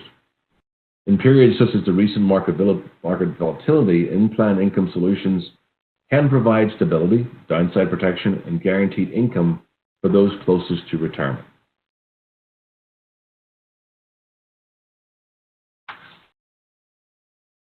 And finally, asset allocation. We are helping participants stay the course in all markets to meet their long-term goals, enable participants to be well diversified by selecting one option. For example, in Prudential Family, 90% of participants enrolled in Goldmaker have stayed the course and maintained asset allocation during this crisis to meet their long-term goals. In alternatively, target date funds, or Goldmaker, or FlexPath, for example, are good options for the vast majority of plan participants. Can I forget, obviously, emergency savings and having the after-tax savings option, and of course, what's a huge thing out there today is student loan debt. Redirecting the savings towards away from retirement, but towards actually allowing for employers to match on student savings. So let me now take a quick look at what we consider the pros of this reboot approach. By taking another evaluation of the plan that you're working with your plan sponsors, resets employer contribution formulas to an equitable base in an unpredictable business environment. The base provides a consistent expectation to employees that the employer will actually, on an annual basis, contribute on their behalf. And a base contribution incentive will help minimize employees opting out of contributing to the program overall. So participation obviously is strengthened. An additional discretionary formulas can be annually adjusted to align with where the plan sponsor compensation budget and economic conditions are. The cons may initially be viewed as a takeaway. The base program represents a scale back to some. A discretion feature will require annual non-discrimination testing to ensure its compliance. We have a special group of actuaries within the Prudential family that work with you and then help design the plans and help reevaluate the plans that you have right now to review both the pros and cons when it comes to evaluating where you should be going forward with your particular plan sponsor, especially if they have challenges with respect to budget concerns. With that in mind, here are a couple of thoughts that we have. Design outcome benchmarks defining success of a plan.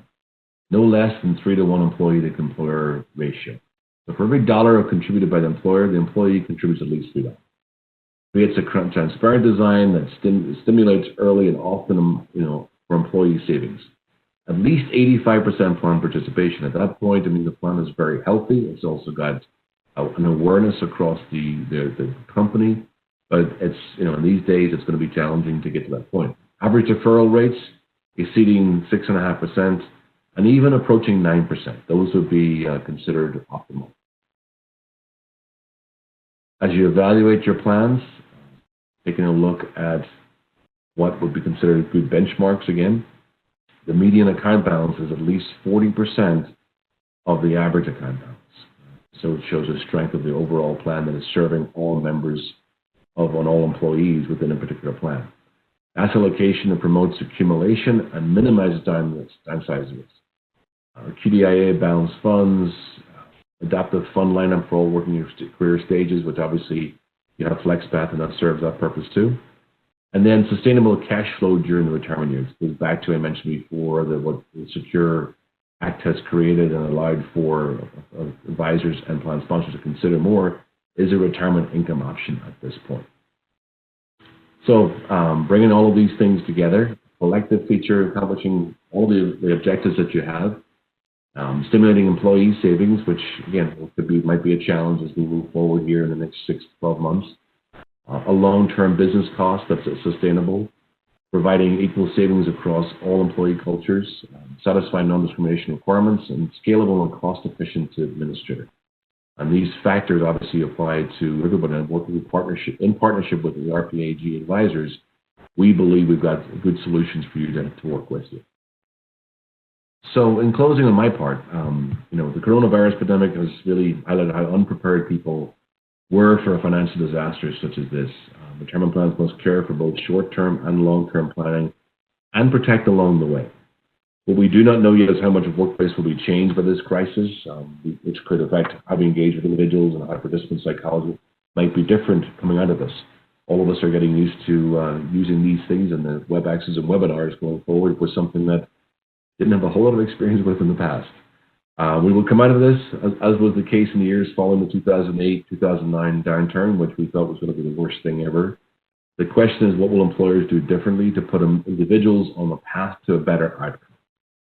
If nothing has changed, you continue to have a supplemental savings, not a retirement plan. We know people's psyche has been affected by this pandemic. What we do not know yet is exactly by how much.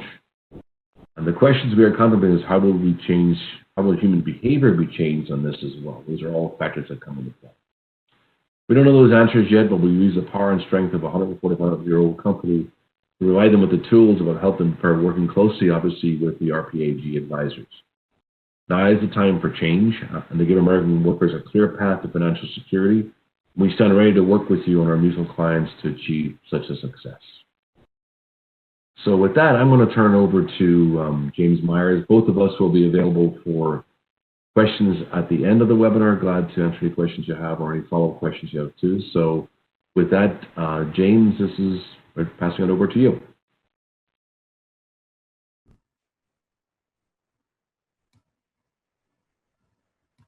Hello, everyone. Thank you for carving some time out to hear from us at PGIM Fixed Income today. Would like to first and foremost wish everyone health and happiness in a tough time in our country. I hope this webinar recording finds you and your friends and family in good state of mind. Just to lead off, we're really excited to be the kind of go-to Core Plus manager, and we're very honored to be so for the RPAG advisors. And we're excited to explain our PGIM Total Return Bond Fund to you today and talk a little bit about the dynamics in the bond market, why we think a Core Plus strategy works better than a core, what that actually means, and talk a little bit about the market backdrop that we think is very supportive for this Core Plus strategy and for Total Return Bond Fund into the future. So just to give everyone a brief intro into who we are at PGIM Fixed Income, we are the fixed income asset manager under a multi-manager setup for Prudential Financial. We manage roughly $920 billion in assets under management. That is as of June 30th. That breaks down to about $388 billion for institutional clients, other corporate clients, pension funds, insurance companies, about $353 billion for our internal general account. That's the pool of assets that Prudential Financial uses to match their claims. And then about $180 billion and growing rapidly of retail managed assets across our UCITS and 40 Act mutual funds and ETFs. And that is where this Total Return Bond Fund lies in the asset management complex. In terms of us as a firm, we have over 304 investment professionals. 117 of those are dedicated research analysts. One common theme you'll find among our strategies is that we are very much focused on bottom-up credit selection. And in a strategy like Total Return Bond Fund, at times that can be up to 60% of our outperformance versus the benchmark, which I'll talk about here on the first slide. So that is key to our long-term success. In addition, we have 61 quantitative analysts that engineer and create our internal risk management system. It's a proprietary system. It essentially guides us to long-term spread mean reversion. Things eventually go back to normal. So we like to buy bonds when they're cheap and sell bonds when they're rich in price terms.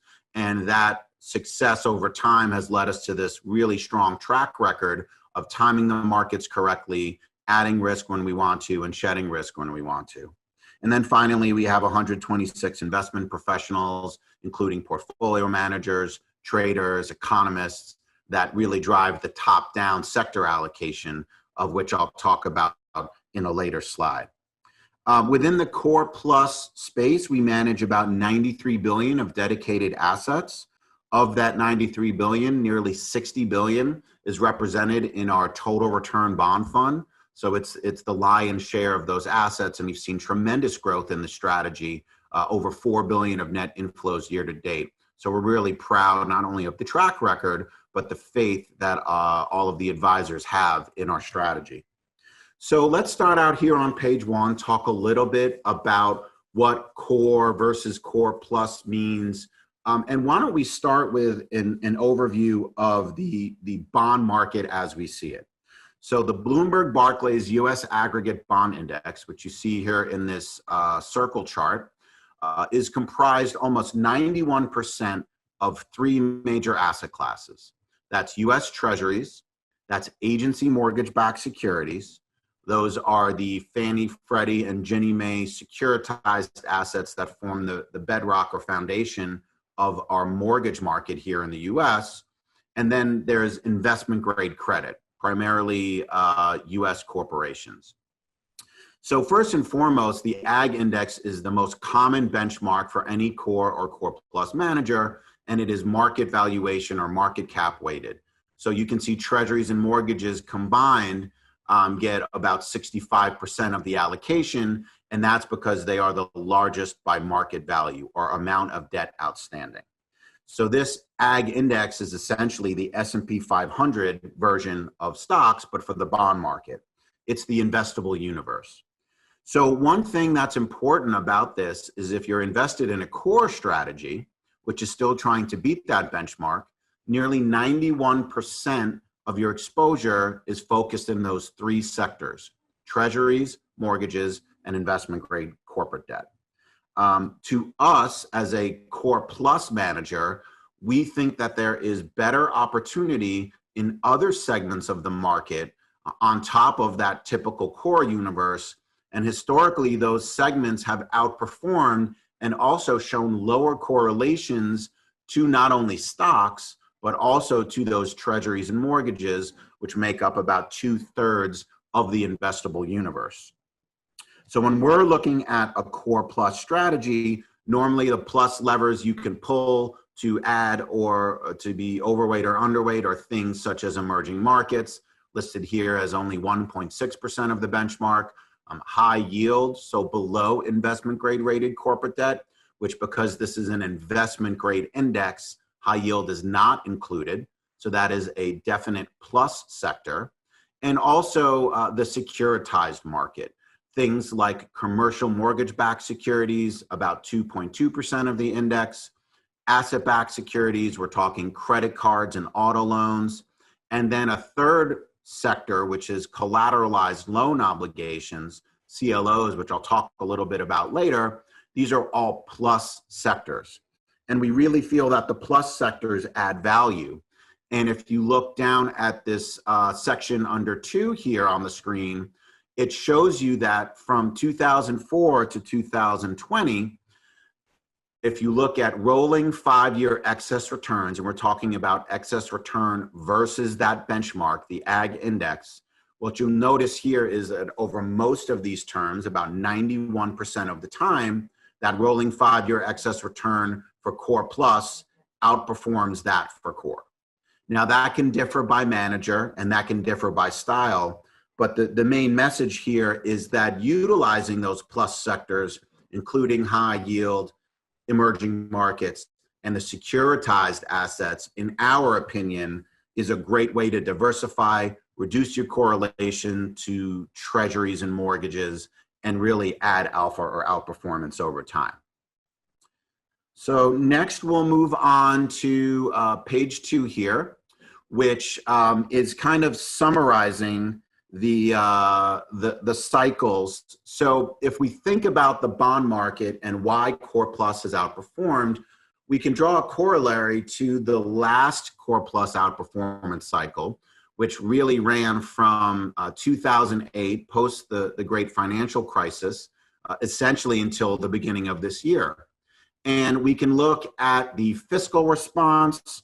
We can look at the response from the Fed through monetary policy, and we can also look at the composition of performance, and we notice some impressive similarities. If we think about the last cycle, first and foremost, there was significant fiscal stimulus back in 2008 to address the recession, from the great global financial crisis, which was spurred primarily, as we all painfully remember, by securitized assets that were over-levered and had bad underlying collateral. And so what you'll see is back in 2008 to 2020, we had about $2 trillion of fiscal stimulus, but it was over a much longer time frame, over 600 days. Flash forward to 2020, obviously we're living through what in the second quarter would be the worst single quarter or recession in the history of the US economy, and the fiscal stimulus from the government has been massive. We've seen over $3 trillion in fiscal stimulus. That has been recorded in a very short amount of time, really since March. And obviously there is negotiations currently underway in Congress for a second wave of that stimulus. Hopefully that comes out in September. All of this stimulus is being funded by Treasury issuance. So remember when we were talking about that composition of the ag and a high percentage in treasuries, that amount of treasuries as a part of the market is actually going up at a record pace because the Treasury is borrowing to fund the fiscal stimulus, the tax cuts, the CARES Act, and all of these additional support measures for the US economy during a tough time. So that Treasury allocation in the ag is going to continue to go up. And as we'll talk about in future slides, we don't think at this point in time that that is a really worthwhile investment. Next, if we move to the monetary stimulus, talk about the Fed. And, you know, one common theme you'll hear from us, and you'll probably hear this word from me more than you've ever heard, and that term is unprecedented. The reaction response from the Fed during this down cycle, COVID-related recession, has been unprecedented in size and scale and speed. So first, if we talk about the balance sheet, so when we're talking about the Fed balance sheet, these are the bonds that the Fed buys. They inject liquidity through reserves to the banks, and this is a mechanism for the Fed to ease monetary conditions, hopefully lower rates, support lending, and have that trickle down to corporations and consumers. So you'll notice at the first round of what we call quantitative easing, which is really just a fancy way of saying the Fed is buying bonds, you'll notice back in the 2008 timeframe, the Fed over about 700 days increased the size of the balance sheet, then a staggering over 1.1 trillion, almost all of that buying being focused in treasuries and mortgages. That's the conventional QE or quantitative easing. If you look at what the Fed has done since the first quarter of this year, mainly starting in March through today, they've actually expanded the balance sheet over 3 trillion in about a quarter of the time. So the Fed at the beginning of the year was trying to taper or reduce the size of the balance sheet. They got it down to about 3.7 trillion. And then boom, since March, they have expanded the balance sheet to about 7 trillion currently. So that has been a huge boon for the bond market. On the one hand, it's helped rates fall in the treasury and mortgage component, that real heart of the ag. Because the Fed has been doing most of this balance sheet expansion by buying treasuries and mortgages. They represent roughly 6 trillion of that 7 trillion in balance sheet assets. However, what's been most impactful for the overall market, and in particular what we like to own in total return bond, has been the Fed's creation of these liquidity facilities to essentially be the buyer of last resort for a variety of different assets outside of what we call that government-related segment. So we're talking about things in the plus sector, like high yield. We're talking about investment-grade corporates. We're talking about municipal securities, asset-backed securities. And these total programs, which could be as much as 3 trillion in additional stimulus, have really not been utilized much. And if you look at page 6 of this handout, after the recorded webinar, you'll see a reference for all of the fiscal stimulus and monetary stimulus, and in particular, a list of programs just showing you the unprecedented size and scale of what the Fed has done to support the market. So the market has rallied significantly since Q1. Spreads have tightened. We still think spreads have further to go, mainly because of this implied and implicit Fed support. But these liquidity facilities have gone a long way to improve liquidity in the market And we think they will continue to support spread assets, given that the Fed still has a lot of dry powder. If we talk about rates, you can see back in the '08 timeframe, the Fed obviously cut rates to zero, but it took over a year. And then compare that to the first quarter of this year, particularly March, at the height of the crisis, we saw the Fed cut from 1.5 to 0 at 2 emergency meetings in March. Again, I use this word unprecedented, never been seen before. So in fact, we saw some comments yesterday from Powell where he was talking about letting the economy run hot and letting inflation run high, because quite honestly, in the Fed's own opinion, they're going to keep rates at 0 for the next 3 years. That was based on their last summary of economic projections. They do not think growth or inflation will be above 2% over the long term. And as a result, Powell and the Fed came out and said, you know what, we might let inflation run hot a little bit above that 2% target without having to react by raising rates. So it's a long way of saying the Fed is at 0 for a very long time, and they will embrace higher inflation. We actually have been in the lower for longer camp, where we think both growth and inflation will remain below trend really forever. And so the Fed is giving themselves wiggle room to keep rates at 0 even further. All of that is really good for bond market performance.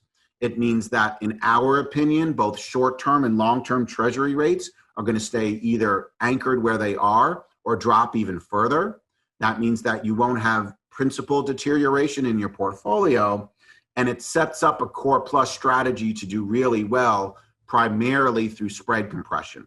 So if we look at the performance of our total return bond fund back in the '08 to 2020, the last bull market, you'll notice that we outperformed not only our core plus peers, and we're talking about the Morningstar intermediate core plus bond category, but we also outperformed core as well as the ag by significant margins.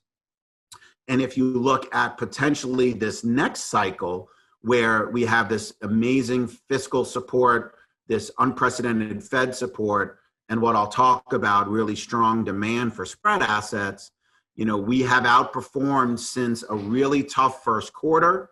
You'll see that on the right here. And in terms of not only versus our peers in the core plus category, but core and the index itself, you know, we think that trend could continue if spreads continue to tighten.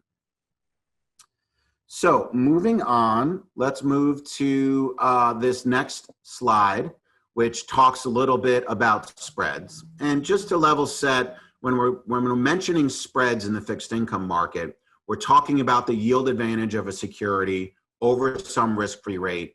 Here in the US, we use our US Treasuries. So we've seen a significant rally in spreads following a first quarter, primarily February into March, where we actually saw the fastest spread widening and the lowest returns for spread assets in the history of our market, even worse than what we saw during any period in the 2008 crisis. So a lot of the rally in spreads has been driven by that fiscal stimulus, driven by the Fed, but it's also been driven by demand. So one of the questions we get from advisors is, with these low rates, if you don't think the Fed is moving and you think Treasury yields are going to stay low forever, why would I even buy bonds at all? And it's a fair question, but we would answer that by saying you're buying bonds at this point in the cycle, as we've shown, for what we feel is a continued narrowing of spreads, which means spreads go down, prices go up, and we think it's going to be centered in most of these core plus type segments of the market where we're investing. So what you see here on this top chart, we break down each of the asset classes, and we show the diamond there in tan is where spreads were on average over the last 20 to 25 years. Each index has a different start date, so on average it's 20 to 25 years. And then the blue bars show you where spreads currently are. This is as of the end of June. And then the percentile ranking shows you where those spreads were at the end of June compared to that historical average. And the key message here is, for most asset classes, spreads were above that rolling 20 to 25-year average, and therefore the percentile rankings were roughly 60% on the low side to 95% on the high side. And all of that means is that spreads were wide to historical averages.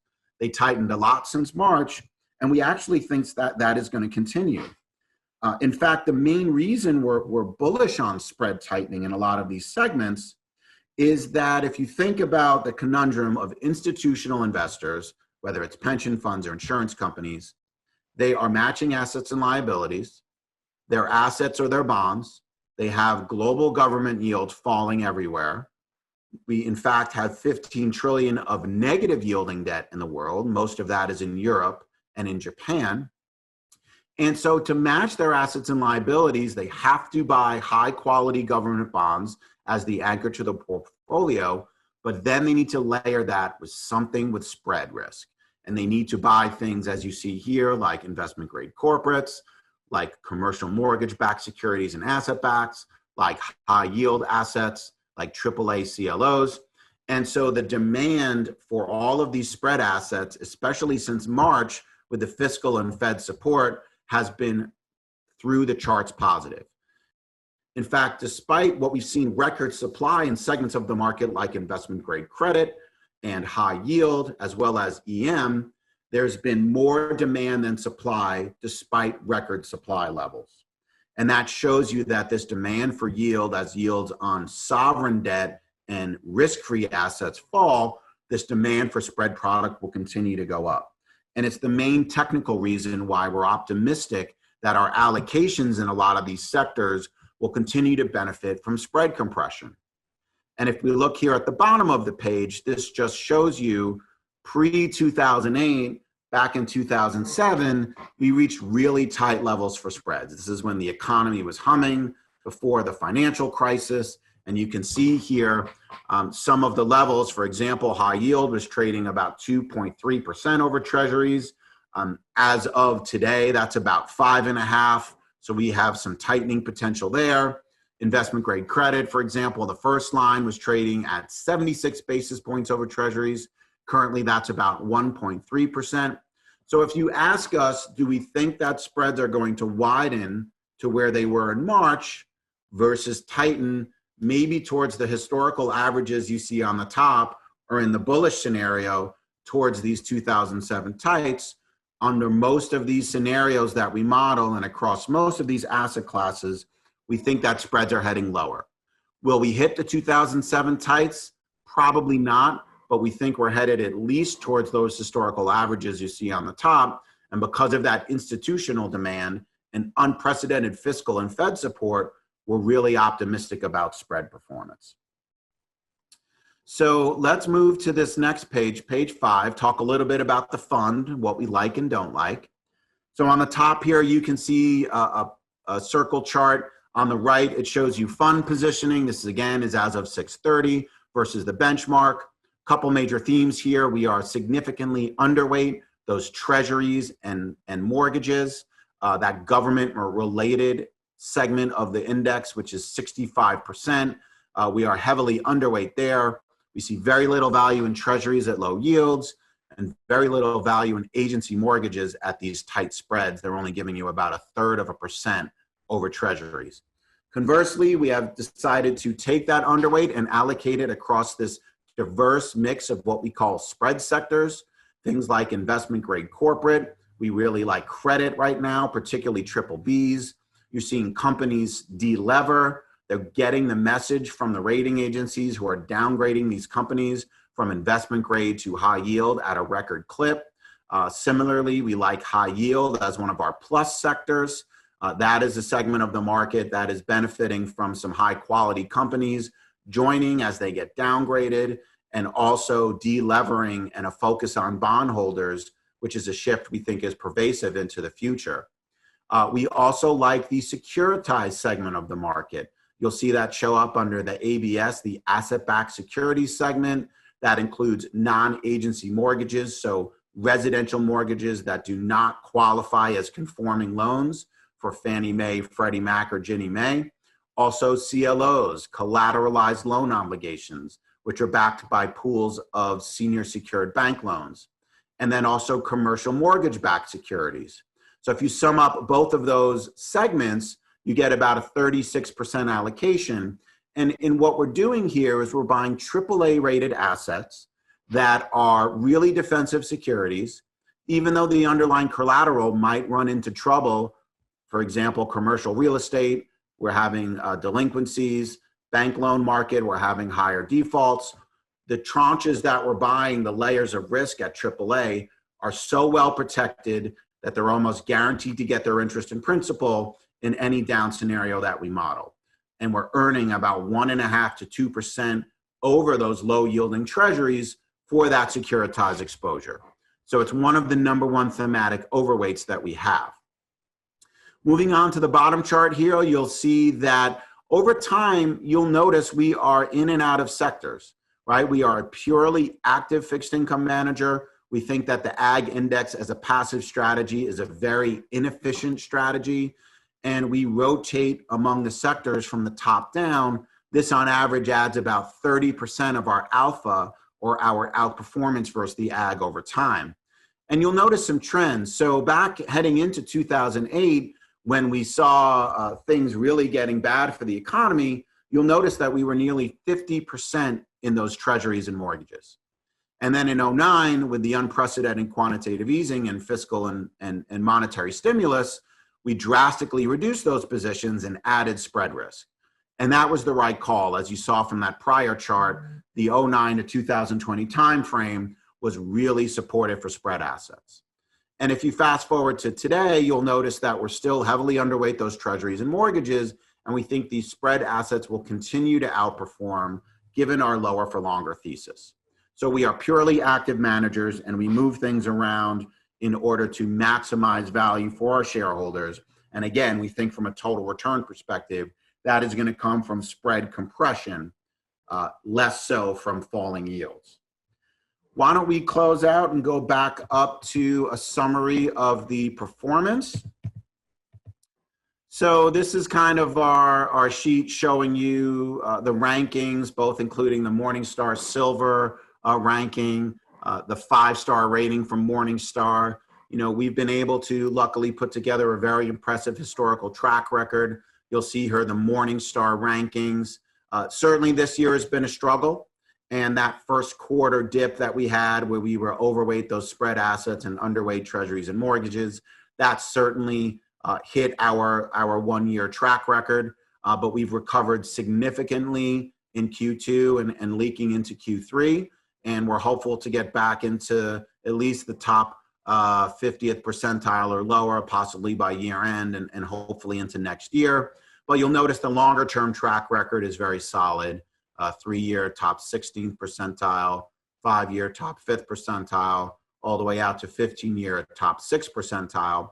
And this is versus all of those other managers in that Morningstar intermediate core plus bond category, showing you that we feel our sector changes in those core and plus sectors from a timing perspective and the way that we add value through bottom-up credit selection driving a majority of that alpha is a repeatable process, which incorporated with our risk management focus, where we're trying to limit our downside, is a really strong gravitational pull to outperform the market over time. So maybe just summarizing, we think that core plus will continue to outperform core and as well outperform an ag or a passive strategy over the next few quarters and years, given that unprecedented Fed support for the market, the unprecedented fiscal support for the market with another round hopefully coming in September. And your returns, in our opinion, in the core plus category are going to come more from spread compression and more from bottom-up credit selection with a balance of risk reward rather than simply from yields falling or from making very large allocations to risky segments of the market. So we think overall total return bond is positioned to perform well. And we hope that you enjoyed this presentation. If you have any questions, you could certainly follow up with our national accounts team directly. Thanks for your time.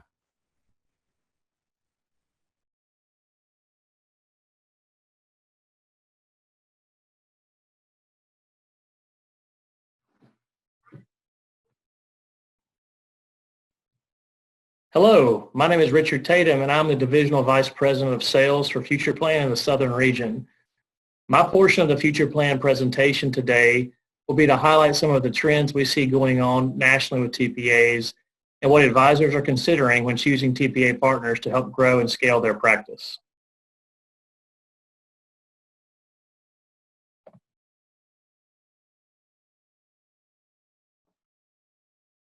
The first trend to mention is that record keepers and advisors are looking for TPAs who can build customizable solutions that can quickly meet the needs of a changing market. In order to do this, TPAs are expected to bring together a combination of services including marketing support, sales, technology infrastructure, and administrative services. Some examples of this include pooled employer plans, also referred to as PEPs, multiple employer plans, and exchanges that many of you have worked with. The Secure Act passed in late 2019 opened the door for unrelated employers to join the same plan under a PEP arrangement. Historically, the Department of Labor considered unrelated employers participating under the same plan as a group of single employer plans. Each plan sponsor was required to file its own Form 5500 and satisfy the requirements under ERISA separately. Secure Act reversed this DOL position by creating pooled employer plans, which are now treated as a single employer plan for purposes of ERISA starting in 2021. The intent is to provide streamlined administration and reporting, which in theory should help with retirement plan coverage and lowering the costs of a qualified retirement plan for employers and participants. While MEPs will continue to be available for companies who may not be part of a control group but do have a common nexus, and exchanges will also be available for advisors and plan sponsors under certain arrangements there to compete with pooled employer plans, we really expect to see that the market continues to look for TPAs to provide the solutions listed here on the slide to help advisors scale and grow their practice. Advisors and record keepers are both looking at TPAs to help build and service PEPs, MEPs, and exchanges. This could include being the actual pooled plan provider for a PEP, assisting with payroll scrubbing and submission services under any of the scenarios mentioned, and providing ongoing 316 service support, including also traditional year-end compliance and administration services. So once the solution is built, TPAs are also expected to provide hands-on sales and technical support with onboarding new clients into the PEP, MEP, or exchange. Whether or not these solutions become the standard for certain market segments in our industry is to be determined. One thing that is certain across all plan types is the expectation to provide integrated 316 services and payroll data support solutions. TPAs are helping to build these data support services with bridges to payroll companies in order to review, scrub, correct, and process payroll census data each pay date with the plan's record-keeping platform. This will keep the plan clean throughout the year from an administration standpoint, so there are far less errors, and will also provide advisors with real-time access to census and participation in data so that you can assist with ongoing fiduciary and plan health reviews.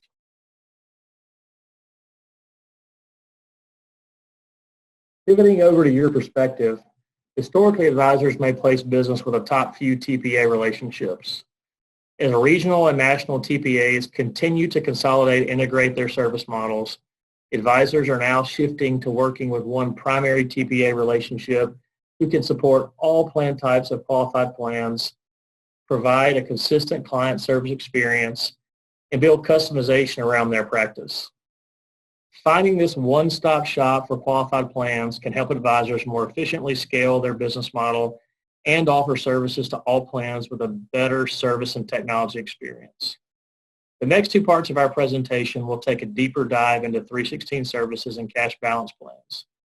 On behalf of Future Plan, thank you for your partnership and your time today, and I will now hand the presentation over to my colleague, Jessica Marson.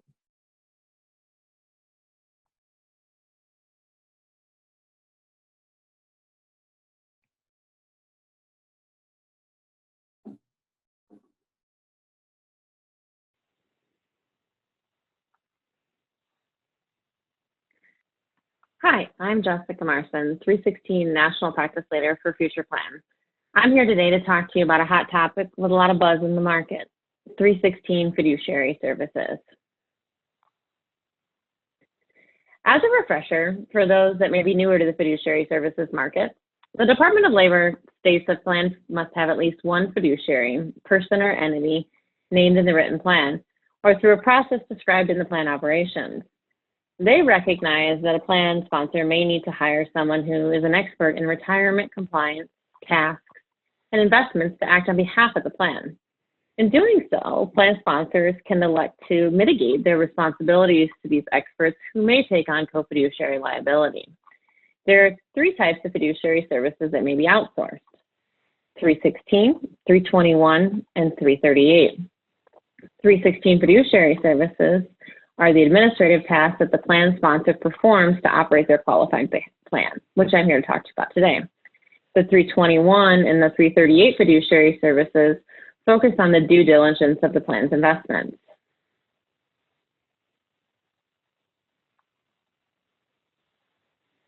So why is everyone talking about 316? Today, business owners, along with HR managers, finance directors, and managers spend a lot of time overseeing the plan and managing all the tasks associated with their qualified plan, plus their normal day-to-day tasks. And as we've all experienced in 2020, the ever-changing regulations and acts are challenging to keep up on. Plan sponsors are looking for their consulted partner to guide them through their responsibilities, take on day-to-day tasks, as well as help keep their plan in compliance. 316 Services is an ever-evolving solution in an industry. Often the service doesn't have the same clarity as the more established 321 or 338. The definitions are broad across the market, ranging from completely replacing the role of a plan sponsor to simply sending notices on behalf of the plan. The challenge in selecting a 316 is that there are no two service provider descriptions or interpretation of the services that are often the same. So how do you perform your due diligence in selecting a 316? Having a list of questions to each provider will allow you to perform an apples-to-apples comparison of the services offered. Understanding what and how the provider gets their critical data that they need to complete their administrative tasks is important as well. Quality data is going to be imperative to performing all these services for all of the partners. So what creates chaos and difficulty for plan sponsors? Plan errors. And what causes plan errors? Well, the errors are usually tracked back to payroll data. For any retirement record keeper to be effective, it must have good, clean, reliable data. Plan sponsors are solely responsible for this data, and providers often do not audit for accuracy. Accurate payroll data ensures that the plan is managed consistent with the plan documents and prevents these costly errors and consequences. Future Plan developed the Fiduciary Assistant, which is a proprietary software program that reviews per payroll data against the plan's provisions for compliance and accuracy. The program checks over 150 data point checks looking into census data, as well as historical data, compensation data, as well as contributions. This clean data then is housed in the software and readily available to take action on behalf of the plan sponsor. Clean data is readily available to all vested parties of the plan, keeping the plan in compliance and reducing the day-to-day tasks. The Fiduciary Assistant offers robust reporting options that detail the data checks and the tasks handled by the services for your clients. So the 316 fiduciary philosophy is as if the future plan team was sitting in the office of the plan sponsor. The fiduciary services were developed at Future Plan perform a lot of the tasks that your client handles, but also adds on the unique items we just talked about to Future Plan. Our services include administrative tasks, such as eligibility determination management, enrollment materials, mailing and delivery to participants, participant notices and annual communications, signing and approving loans and distributions on behalf of the plan sponsor. A dedicated participant contact center that plan sponsors can direct their participants to answer questions about any of the notices they received, enrollment materials, or their capability to take a loan or distribution from the plan. We'll also sign and submit the 5500 on behalf of the plan and assist with any large plan audits. Our 316 services also utilize our TPA services. We utilize tested, prudent processes that for all of our TPA and 316 actions. These workflows flow together and we have the services under one umbrella. Not only does it allow it to tie together to create a seamless experience for the client, a dedicated 316 relationship manager will be the point of contact for the plan sponsor.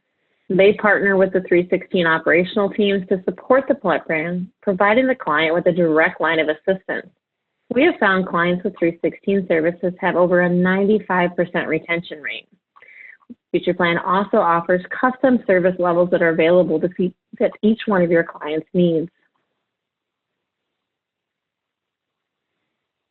We found several common themes when we look at what types of situations are most beneficial for a 316 fiduciary service. As you've heard about, clients who are looking to offload administrative duties, clients who are looking to offload fiduciary liability, clients that do not have deep HR departments, clients with a history of administrative or operational failures that are looking for a partner to help prevent those. Here are some recent case studies and positioning strategies for the Future Plan 316 service. We recently partnered with a regional medical center. This client was with another firm that had previously entered all date of births for all participants as 1/1/2000. No one had checked these dates. They'd been submitted to the record keeper. Participants who had not had an investment direction were to put in the wrong target date funds. Vesting was incorrect. Eligibility was incorrect, and as much all of the participant data related with all the derived from the date of birth was incorrect. We took over this plan, looked at the payroll data, ran it through the proprietary fiduciary assistant, fixed the errors, and then going forward, our system catches these errors immediately, keeping the plan in compliance. We reached a seasonal landscaping company reached out as well. They were having problems with their difficulty in attracting rehires. They often had individuals who returned each season who had had previous eligibility.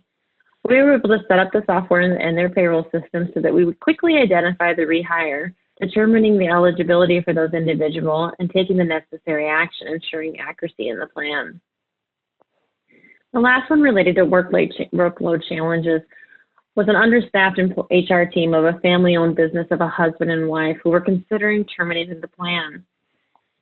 Our service model that we created for the owners took over the day-to-day tasks so that they get back to focusing on the strategic part of their business, which allowed them to keep the plan. These are just three of the many different types of case studies that we have available, looking for ways to help not only with capacity, but also with compliance for individuals. So why should you partner with Future Plan? Future Plan is formed by 29 leading regional TPA firms coming together to become the national leader. We have strong client relationships, advanced technology, as you've heard, as well as data security systems. We're independent and conflict-free, and we partner with all record keepers. We have the economies of scale to allow for competitive pricing, with the largest number of credentialed plan professionals and a deep bench of ERISA expertise to help all of your clients. So I'd like to thank you all for the opportunity to speak today. And now I'll hand over the presentation to my colleague, Dan Kravitz.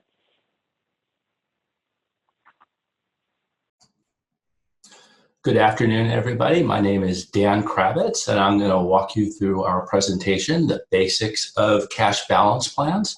And then I believe after this presentation, I'll be available for some questions and answers. So on today's agenda, we're first going to look at the basics, look at the differences between defined benefit and defined contribution plan, talk about the opportunities and challenges of working with cash balance plans. I'll take a step back and let's discuss what is a cash balance plan. I'll walk you through one case study.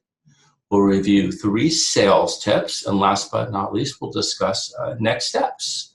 So let's start off with the basics. As you may know, all qualified plans fall into one of 2 categories. They're either defined benefit or defined contribution plans.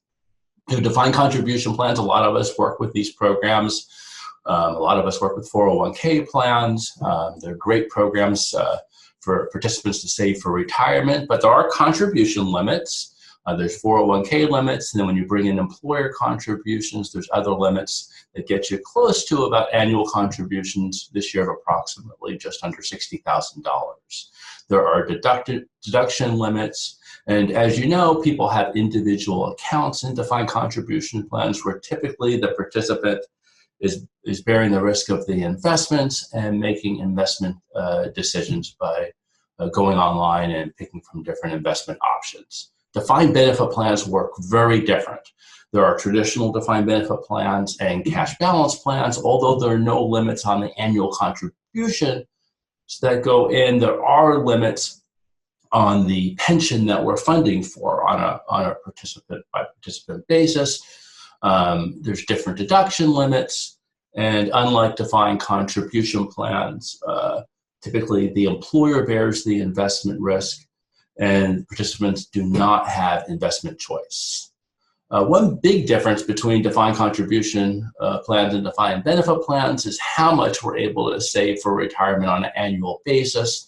And as you can see here in defined contribution plans, under the age of 50, you can save up to $57,000 a year. But then when you bring in catch-up, you can save $63,500. And I like to tell a lot of clients and advisors, if this amount of savings on an annual basis meets the needs of your client, then there really is no need for a defined benefit plan or a cash balance plan. However, there's a desire to do more. If the owners or executives or some group of participants, the employer would like to put additional contributions beyond these defined contribution limits, then that's where a defined benefit plan or a cash balance plan can add a lot of value. And as you can see from this slide, as you get older and as you get closer to retirement, we're able to make larger contributions for those older participants. Okay, so opportunities and challenges. Cash balance plans have been around for quite some time. We'll go into the history for a minute, but let's look at the data. Every year we publish an annual research report where we review all the 5,500s filed by cash balance plan sponsors. And what's really interesting is for the last couple of years, cash balance plans are no doubt the fastest growing segment of the market. It's growing. 401k plans are a mature market, growing about 1 or 2% a year, while cash balance plans are growing at a rate of 15% per year. Also, when we look at the companies that adopt these cash balance plans, most of these are small plans with less than, about 90% have less than 100 participants, 50% have less than 10 participants, and these are primarily profitable professional service companies.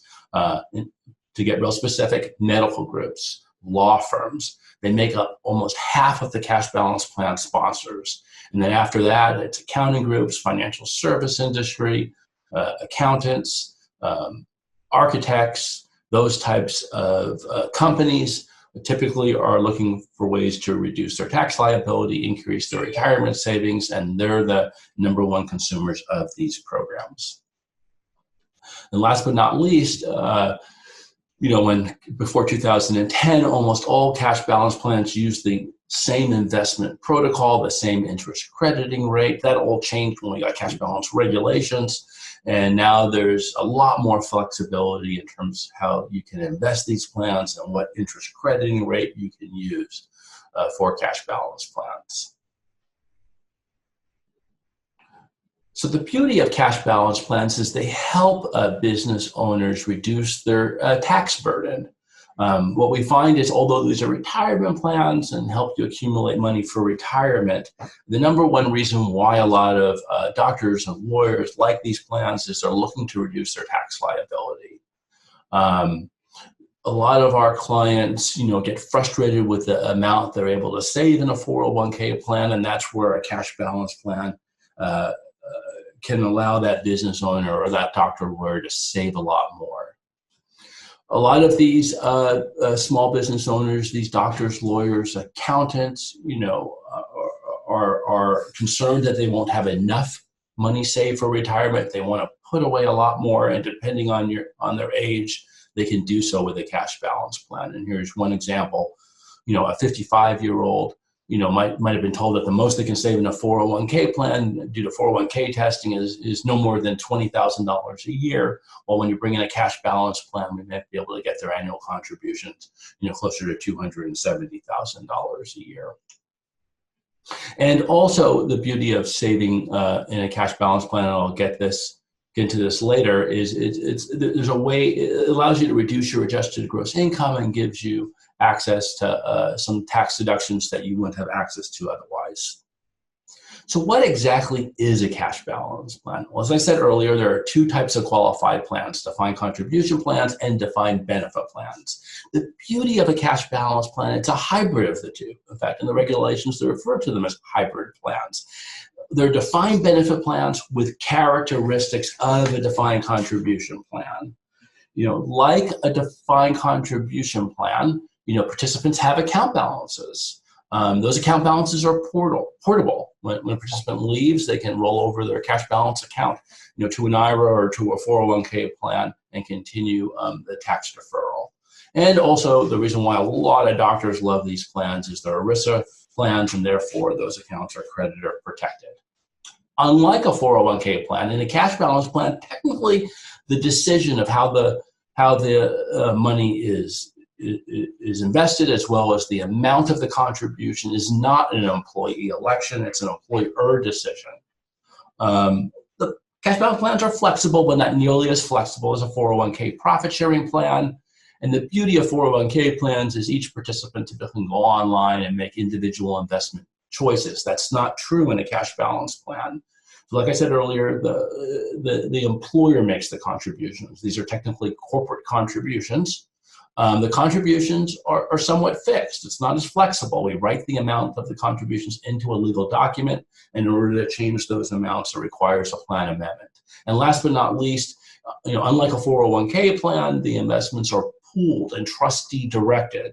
And so participants don't have the same choice as they do in a 401k plan. Let's look at the history of these plans, and they've been around since 1985. Bank of America put in the very first hybrid plan and called their plan a cash balance plan, and the name kind of stuck. There were some legality challenges about these plans. Lots of famous, IBM sponsored a very famous cash balance plan. There was a lot of lawsuits, went all the way to the US Supreme Court. There was concerns about age discrimination. All those legal challenges went away in 2006 when President Bush signed the Pension Protection Act. And these plans really took off after 2006. In 2010, we got proposed cash balance regulations, which were later finalized in 2014. And I don't have time to go through those regulations with you today, but what I can share is they gave us a lot more flexibility in terms of how we design these plans. So made these plans a lot more user-friendly. At the end of the day, and I said this earlier, but it's worth repeating. There's no reason to have a cash balance plan if the 401k limits or the 401k and profit sharing limits meet your client's needs. And this is one of my favorite marketing pieces that we have. And as you can see here, the most you can save in a 401k plan is just under $20,000. If you're under 50, when you bring in catch up, it gets to $26,000. You add in profit sharing, under 50, you can put in $57,000, $63,500 if you're over 50. If this meets your client's needs, no need for a cash balance plan. But if you have a client, doctor, lawyer, accountant, financial advisor, that would like to save a lot more, would like to reduce their tax liabilities significantly more than what a 401k profit sharing plan does, look at these limits. Look, if we look at a 50 to 54-year-old, you can do an additional $179,000 of contributions, which gets you close to $250,000 of annual contributions between 401k, profit sharing, and cash balance. Depending on what state you're in, you're likely saving just over close to $110,000 in taxes.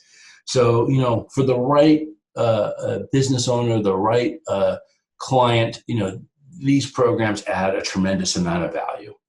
In terms of how these plans work, let's look at a 401k plan. In a 401k plan, a participant has an account contribution goes into that account, and then it grows with investment earnings. And those earnings typically are based on how the investment options in the plan perform for that participant. And hopefully those options do really well, and the account grows significantly in that time of retirement. There's a significant amount of money there for retirement needs. In the cash balance plan, there also is an account in which a contribution goes in. However, it doesn't grow by the earnings of the investments. It grows by what's called an interest crediting rate. And that interest crediting rate is guaranteed by the employer and written into the plan. And typically, we're allowed to use a fixed rate. And for a lot of our clients, we'll use a fixed rate of 4%. I don't have time to get into why we like that. But needless to say, because of the actuarial math and due to compliance testing and for a lot of other reasons, we find based on the demographics of most of the clients that utilize these programs, that's what works best. There are other ways to define the interest crediting rate. When you work with larger plans, you'll typically use something called actual rate of return. I don't have time to go over that today, but know if you have a desire to go up market, work with larger law firms or larger medical groups, you'll want to learn about those options. But for most plans, like I said earlier, 50% of all cash balance plans have less than 10 participants, 90% have less than 100 participants, and most of them are using a fixed rate of 4%. Okay, let's look at a case study. Let's talk about Jim and Tammy, husband and wife business owners. They own a small company with 4 employees. Here you can see the ages of Jim and Tammy. And here you can see the salaries of the 2 owners as well as the 4 employees. As you may know, Jim may earn a lot more than $285,000 a year, but due to IRS rules, that's the most compensation we can consider in our calculations when we do compliance testing and we do plan design. So for a group like this, based on these demographics, a 401k profit sharing plan works really well. And here's an example where we have a 401k and profit sharing plan for the 2 owners and the 4 employees.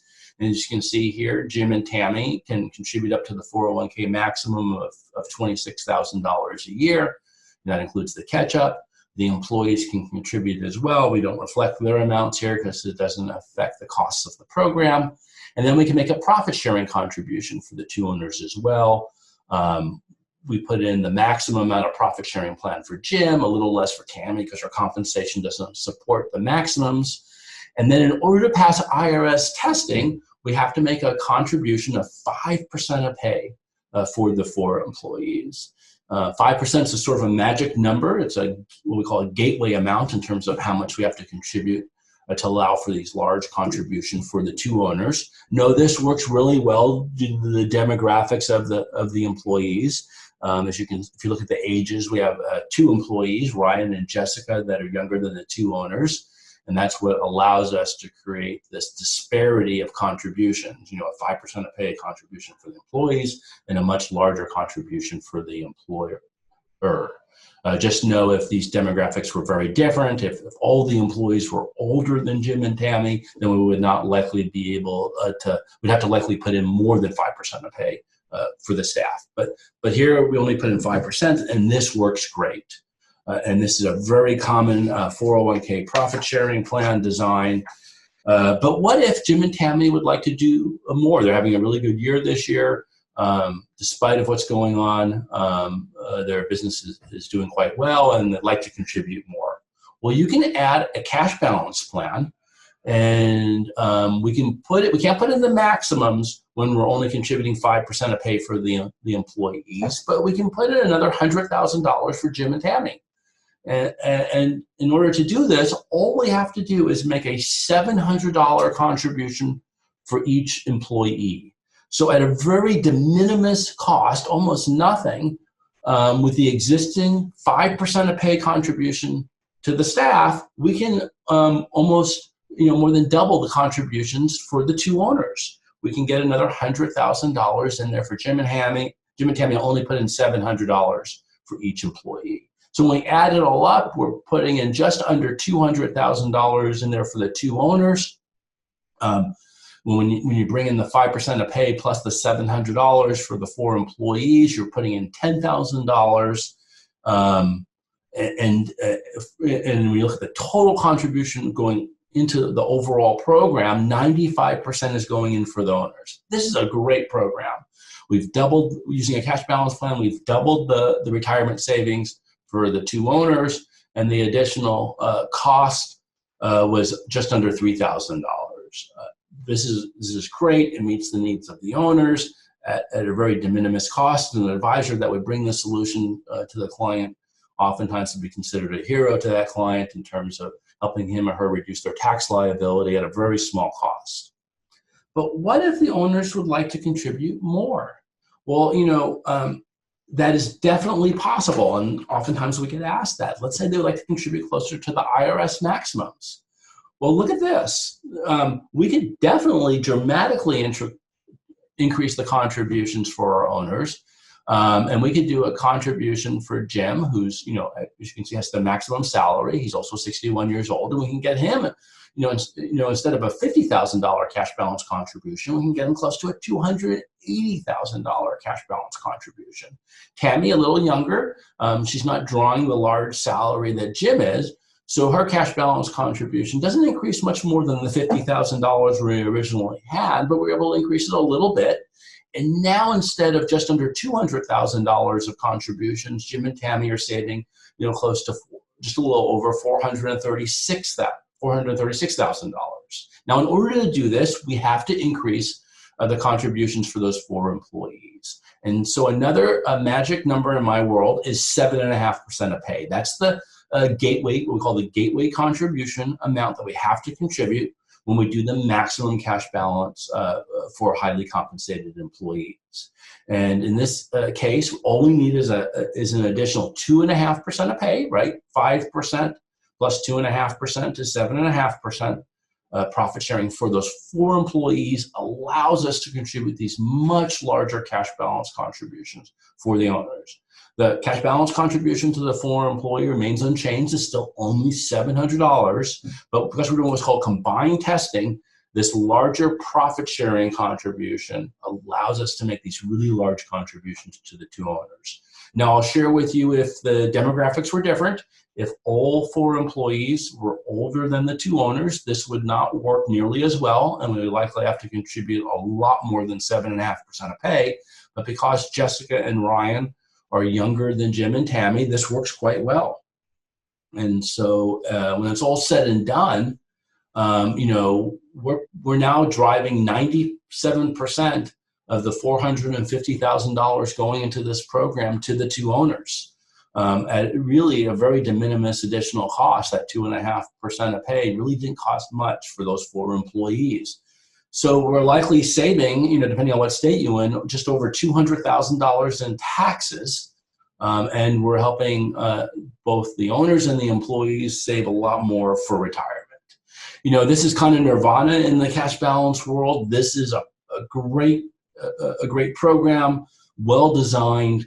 No doubt, if you as an advisor were to bring the solution to a client who had a 401k plan where maybe they were failing their 401k test and couldn't contribute the 401k maximums, and suddenly came with this solution, assuming that they have the disposable income to save this much for retirement and they need the tax deduction, this is a great solution. So we're done with our case study. Let's talk about some sales tips. The first sales tip, and the beauty of working in the cash balance marketplace is it's really for a finite group of professional service companies in terms of who typically adopts these plans. There are medical groups, CPA firms, law firms, financial service industries, accountants, architects as well, but no doubt, profitable professional service companies, entrepreneurs, small business owners, they're the ones that typically benefit quite a bit from these programs. But like I said, over half of these plan sponsors are medical groups and law firms. In fact, to get real specific, when we look at medical groups, we're really talking about specialty doctors, radiologists, cardiologists, anesthesiologists, orthopedic surgeons, In fact, I like to joke, I was once in a motorcycle accident. I sold 2 cash balance plans, one to the anesthesiologist that put me under and one to the orthopedic surgeon that did my surgery. So no doubt, in terms of sales tip, in terms of who to go after, those specialty doctors are a great group to focus on. Also, you want to look at clients that are using new comparability or cross-testing. If you have a client that's maxing out their 401k profit-sharing plan, then no doubt you need to talk to them about cash balance plans. In fact, I often argue if you're not talking to your client that's maxing out their 401k and profit-sharing plan with new comparability and telling them about cash balance, then your competition will. So you definitely want to lean into the discussion of cash balance with any business owner, any small business that has a 401k profit sharing, where they're maxing out their 401k and profit sharing amounts using a technique called new comparability and cross testing. Sales tip number 2, and I kind of said this earlier, is what drives and motivates a lot of our clients is not the retirement accumulation. It's the tax liability reduction. And the beauty about saving in a cash balance plan, it's an above the line deduction. It reduces your client's adjusted gross income. And that's the gold standard of deductions. Those are much better than below the line deductions like charitable contributions, mortgage interest, paying your state and property taxes, which are subject to all sorts of limits, and they don't reduce your AGI. Also, there's a new below-the-line deduction that came into effect in 2018 after the tax reform we got in 2017. There's a new 20% deduction. Why do I bring that up? Because a lot of our clients, a lot of professional service companies that use cash balance plans are not, without a cash balance plan, don't have access to this new below-the-line deduction. And what I want to share with you, another tip, is you might want to get to know this new tax law that went into effect in 2018, which excludes certain pass-through entities, certain professional companies from access to this 20% deduction, where they're subject to all sorts of thresholds and phase-out limits. I don't have time to get into a lot of detail on this. I'm going to go into it a little bit.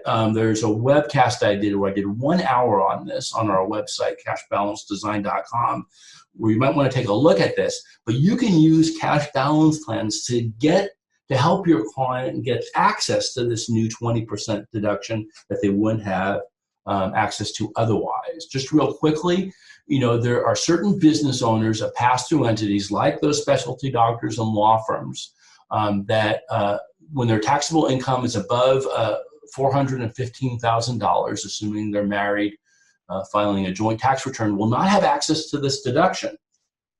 And we find that over 80% of plan sponsors of cash balance plans typically are these type of entities that would not typically have access to this new deduction. But the beauty of a cash balance plan is we can use that program to reduce their taxable income below that $415,000 threshold and hopefully give them access to this new 20% deduction. I don't have time to get into too much detail on this sales tip, but I would just encourage you again, if you would like to learn more about this, I did a 1 hour webcast on this topic, and I wrote some articles on it as well that are available at cashbalancedesign.com. Okay, a third sales tip is you really want to become fluent in the 5 main benefits of cash balance plans and communicate those to your prospects. Number one is focus on the tax reduction. That's the number one motivator. Because these are mostly medical groups, doctors are really concerned about being sued over malpractice. So asset protection is really important. Also, a lot of these doctors and lawyers and business owners don't have enough money for retirement. And so you need to explain to them that they need to accelerate their retirement savings. Cash balance plan accounts can be rolled over into IRAs and other ERISA vehicles like 401k plans, and you can continue the tax deferral that way. Depending on the plan's design, and this is something I definitely don't have time to get into today, but the more sophisticated plans, the larger cash balance plans, use something called actual rate of return, or something that we like to call actual rate of return and investment options, where there is some ability to create different investment portfolios in a cash balance plan. If you want to learn more, there is another webcast on that website, Cash Balance Design, where I go into detail of something called actual rate of return as the interest crediting rate, as opposed to that a fixed rate of 4% that we typically use. This is really for larger plans, very large medical groups, very large law firms. But if you want to go up market, I would encourage you to learn more about this. Okay, so in terms of next steps, what I would encourage advisors to do is to reach out to business owners, partners of law firm, shareholder doctors, accounting firms. You typically find that they never heard of cash balance plans, and you'll be bringing something new and innovative to them. They're familiar with their 401k plan, where oftentimes they're told due to a pesky 401k test or ADP test, they can't even contribute to those maximums. Also, in order to get additional education, we have a program called Cash Balance Coach. It's a 4-hour training program where you can go through Cash Balance 101, Cash Balance 201, Cash Balance Sales and Marketing, and Cash Balance Investments. So it's a great program. It's online. You can take it at your own pace. And then if you're interested, we even have a test you can take at the end, and we issue a certification. We wrote a book called Beyond the 401k. You can go to Amazon. I think it's $10 if you get the Kindle version of the book, $20 if you get the hard copy. It'll probably take you 2 hours to read it and go into a lot more detail on how these programs work. And last but not least, I alluded to this earlier, but there's a website, cashbalancedesign.com, where I go into a lot more detail, particularly on the 2 sales tips we talked about earlier. One on that Section 199A deduction, the 20% deduction, where we can utilize cash balance plans to make that new tax deduction available to clients. So if you really want to differentiate yourself, learn how cash balance plans can give your client access to that deduction that they wouldn't have access to otherwise. And also, I didn't get into it today, but there's something called actual rate of return as the interest crediting rate, as opposed to a fixed rate of 4%, which, if you want to go up market, a lot of clients find interesting. Hope you found that informative and helpful. My name's Dan Kravitz. Thank you very much.